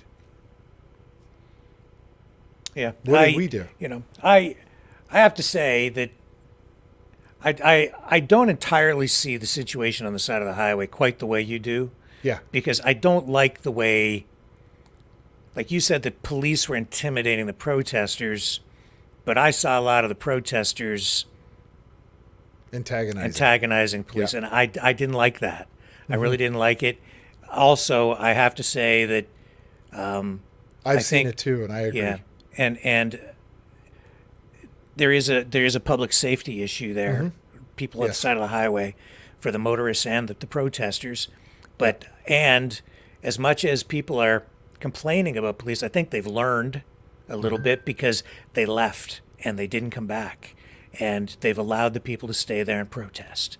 Yeah. And they haven't really caused any problems, which is just fine.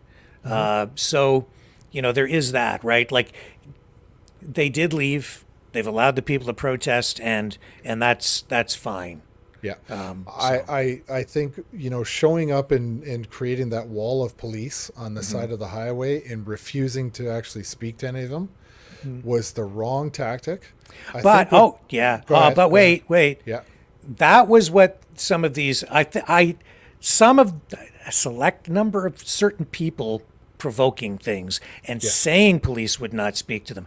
No officer in the field is authorized to speak to media, right? So when you've got some guy streaming, even if he's independent, and he's like, "What's your badge number? Who are you?" And he's provoking, all right? That officer is not authorized to speak to somebody like that. And it's not true that police did not speak to them. They did have designated officers who did go and speak to the organizers, although they're not organizers, but they did speak to them, and they did have officers on site to do that kind of thing. So it's not really true what they were saying. And I agree with what you're saying. And I think that what they should have done is said, okay, listen, we're looking at this purely. We want you to protest if you feel that you need to protest. Be our guest. However, you're going to do it in a safe way where you don't endanger motorists and you're not put into danger. So what we're going to do is we're going to work this out with you. Okay. We are going to say, we're going to rope off a section. And we're going to leave one or two police officers there just in case something happens, but you do not cross over that rope. But please stay in the safe area and show your signs, do your thing, do your protest. Don't cross that rope because it puts you in danger and the motorists. And you don't use human police officers wearing riot gear as your rope line. You get a rope and you do that, or pylons, and you say, look, because what it does is it is the Canadians already tense, especially in Alberta towards the RCMP. That relationship is badly broken, especially after they confiscated Pastor Coates's church, right, and fenced it off and all that stuff. So what they should do is they should always be looking for a means to de-escalate the tension between themselves and the public. Now, standing there in a wall of riot gear cops is the wrong message to them. They should have just been more sensitive to the situation they were walking in because it did antagonize the people. And I had, I had my own problems. I don't like seeing the way the public constantly antagonizes the police. I see it all the time. I had a crowd booing at me actually in front of Parliament the day after James Topp arrived in Ottawa because I didn't like what the members of that crowd were doing. They were going out of the way to antagonize the Ottawa police. And the day before, James Topp said it's easier to choose violence, or it's harder to choose peace than it is to choose violence. And yet there they are the next day instigating and antagonizing the police. That's right. I had the police sergeant come to me before that incident that was seen on video, and the guy was exceptional. He was very cooperative. He's the one who came up with the solution that we all eventually had. It was a police officer that did that, not an angry person in the crowd who's screaming at the cops. So there's give and take on both sides, and I just think that they they got to be careful. And the 100%. police, Yeah. man, the police need to start doing a better job of, rebuilding the public's trust in the relationship. It has to come from both sides. We have to fix this relationship because we need police, right, to maintain order, and we've got a problem. I see police are on edge. What the way they responded by sending those officers out was an overreaction, but at the same time, I watch. Yeah. What comes before that with these live streams and the way some people talk to people out there, and when I see people encouraging people to bring hockey sticks and golf clubs, right? Sending a certain message, I have an issue with that. I agree. And that's why police kind of come in, because they want their officers to be safe too, right? Yes. So they're worried about that. They're jacked up. So it's a two-way thing. I have to honestly, in this case, I really have to give a tip of the hat to police, because they finally clued in. They finally realized the best thing to do here is to just back off. And they left and let the people just do their thing, and everything's been fine. I agree. Yeah. Like the police they've got to become sensitive to the situations they're in, and it's the onus actually is on the police to de-escalate. That's kind of fundamental when interacting with the public, is de-escalate to the best of your ability. It's an important thing, but we didn't see that. That's the level of tension, because you get places like Calgary, they were terrible. The police in Calgary were terrible. The Toronto police were just terrible. Montreal, Quebec City, these guys were just vicious. It was open season on people. Yes. And so they got the worst of the worst that were out there harassing the public.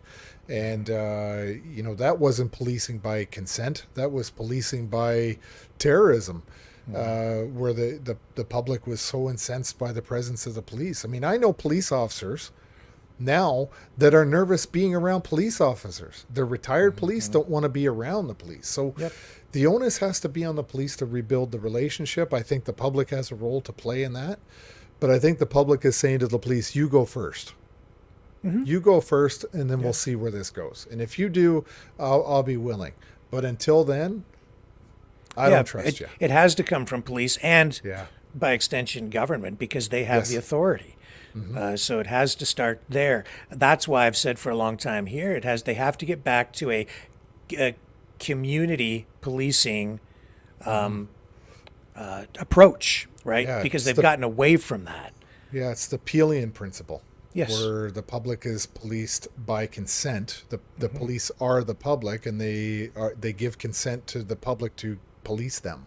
Yes. We've gotten away from that philosophy.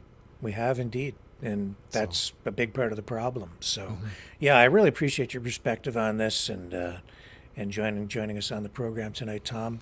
Well, anytime, Rick. I've never said no to coming onto the show, because you've always been really good to me. So, when you invite me, I'm coming. So. Thank you. Yeah, and tell people how they can see your work and read your Substack. Yeah. So, the big one is, I got this book. The People's Emergency Act. It's about my time at the convoy, and I hope for those who do decide to pick it up, there's a lot of lessons learned in there. It's not about Tom being Tom the Magnificent. It's about the good, the bad, the ugly, all the warts and all the good things that happened during the convoy. And I try really. You've read the book. I try to really impress upon the mistakes that we made and I made, and hope that people in the future, if they find themselves in a similar situation, can do better. But that book is it's on Amazon. It's hardcover, paperback, audiobook, and Kindle. It's what it's for sale on. And I'm also I'm on my Substack, just tommarazzo.substack.com, where I'm writing a lot of my normal long format stuff that I write. I'm transitioning it over to Substack, because people on Twitter don't want to see the long format stuff. So that's great. Anyway, that's where I am. Okay. Tom Marazzo, thank you, sir, for joining us on the program. Thanks, Rick. And folks, I will be back to just kind of recap some of the top stories of the day for you before we sign off tonight. And Tom, we'll have you back real soon. Thank you. All Okay. right. I'll be right Bye. back, folks.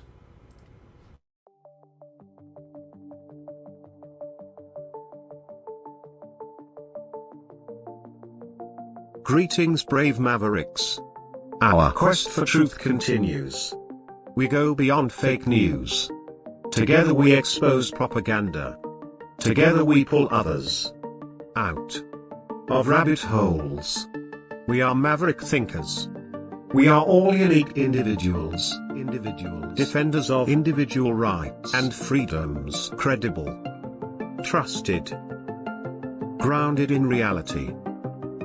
Maverick News, Maverick News. Defending free speech, free speech. Donate at freedomreporters.com. Do it now. Tomorrow may be too late. Maverick News. The world is watching.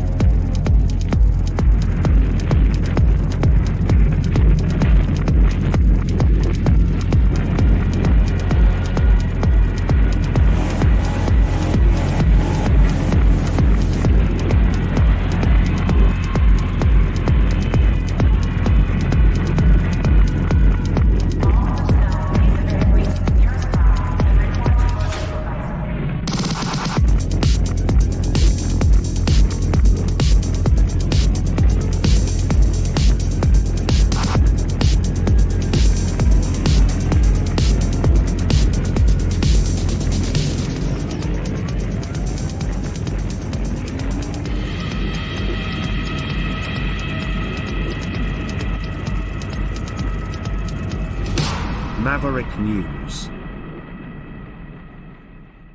The world is watching.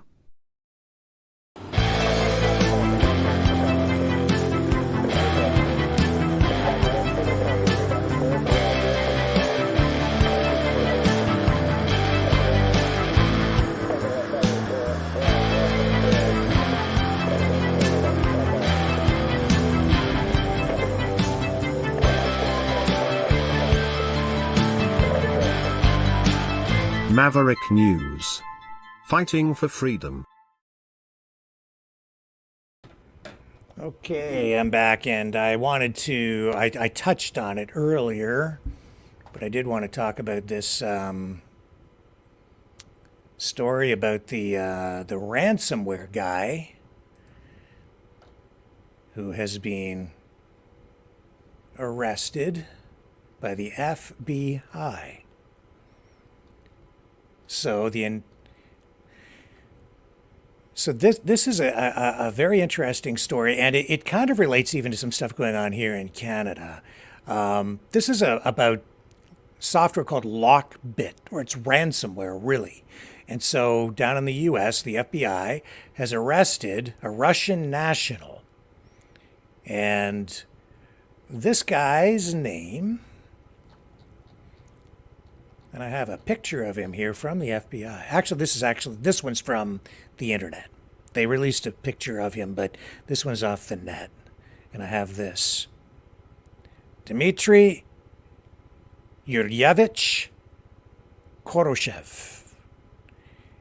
The FBI alleges that this guy is the person behind Lockbit ransomware.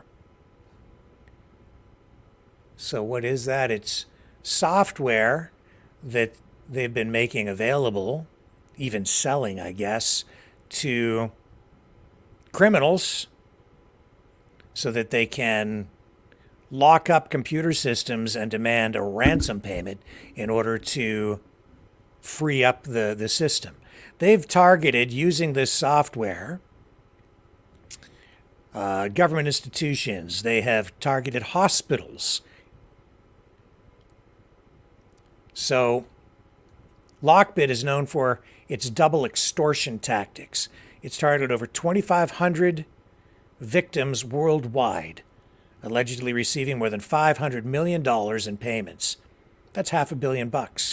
Operating on a ransomware as a service model, Lockbit licenses its ransomware software to affiliated cyber criminals in exchange for payment. In some cases, like even a portion of the ransom that is paid out. So, as I say, the FBI alleges that this Koroshev has been the primary operator of the Lockbit-related cybercrime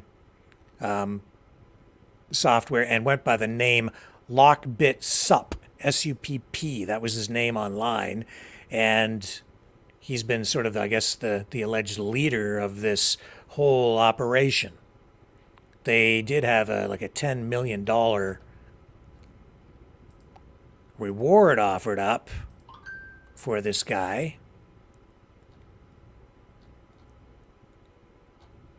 And this is getting some traction online too. A lot of people talking about it tonight.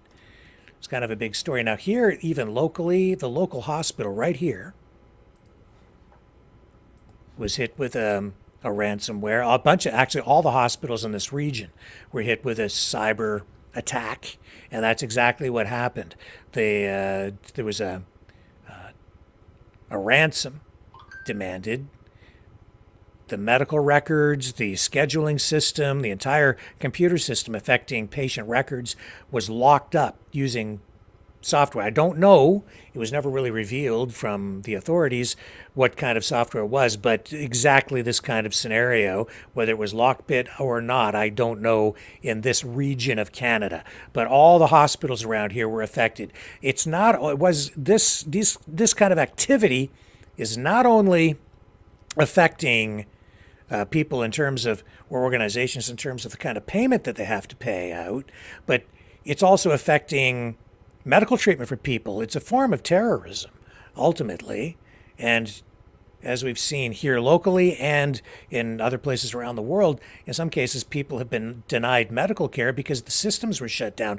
All the medical appointments around here for a while were canceled. Tests for people because the computer systems weren't operating properly and they couldn't access patient records. So big problem. And now this guy's going to be going to court as a result. So as a result of today's action, all property and interests and property within U.S. jurisdiction that belong to the suspect are going to come under the, I guess, the control of the FBI. And the other aspect to this as well is that because he's a Russian national, there are allegations, or maybe not even allegations, but U.S. officials are kind of pointing the finger at Russia, saying that they give safe haven to hackers like this because they don't prosecute or go after people engaged in this kind of activity if they're living in Russia, as long as they're not targeting victims within Russia itself. So I guess go ahead, target anybody you want, Canada, the United States, and Europe. They don't care. That's what the U.S. authorities are saying tonight about this arrest. So it is significant. I just draw it to your attention because it's all part of a new reality out there that puts everyone at risk in this new digital frontier that we find ourselves facing. What else am I seeing here tonight? I don't want to leave you high and dry or miss anything substantial. Now, I should also mention this story out in Stettler, Alberta. I meant to mention it the other night, and one of our regular viewers sent this photo. There have been a series of trailer fires out in Stettler, Alberta. Might not seem significant, might seem like a story that's a little too local to run here, but in reality, it kind of speaks to rising crime rates across Canada. vandalism, assaults, and arsons.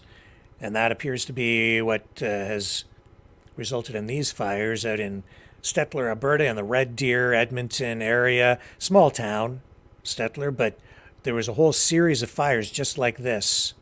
And as you can see, these really affected mobile home trailers or recreational trailers. Many of in some cases, I think we've had 3 or 4 incidents like this now, just over the last couple of weeks out there in Stettler, Alberta. And these trailers parked quite often next to other structures like garages or sheds or homes even, causing additional damage, not just to the trailers themselves. And it's my understanding that out in Stettler, they did actually make one arrest, a young person who would be dealt with under the Youth Criminal Justice Act. So you can't identify the suspect. But yeah, here's another media report referring to the exact same things. We have a kind of a rash of these things. Holiday trailer and shed destroyed in Stettler fire. This is back April 24th. No injuries in that case, and as far as I know, nobody was killed or seriously injured in any of these particular fires. But just, we're hearing from Pierre Poilievre in the House concerns about decriminalization or legalization of hard drugs. We've been hearing stats about homelessness, drug abuse. We're seeing families broken up. We're seeing rising crime rates across the country as a result of economic conditions and arsons like this. Just another example of the pressures being placed on society. And even in a small town like Stettler, Alberta, you have not just, an isolated incident. You've got a series of these fires going on. So it's a big concern out in Western Canada, in Alberta, Stettler. And folks, that gets us sort of at the bottom of the hour. I know that we have this situation in Rafa unfolding. We have still ongoing concerns in Ukraine. We see a lot of saber rattling going on. We see the protests still in place on campuses across the United States and Canada. And thank you, Dragon, tonight for that great report that you provided again out of Montreal at McGill University and the encampment there. But that does get us to a point in the evening where we're going to wrap it up. I think we've got all the major stories covered tonight, and thank you to Tom Marazzo for a great interview, great insight, great perspective, and really appreciate him helping to help us make sense out of what's going on with these conflicts in the Middle East and in Ukraine. I will be back, folks, tomorrow night, same time, same channel, right here on the Maverick News Channel, where we have the antivirus programs for your mind. Catch y'all tomorrow night on the flip side.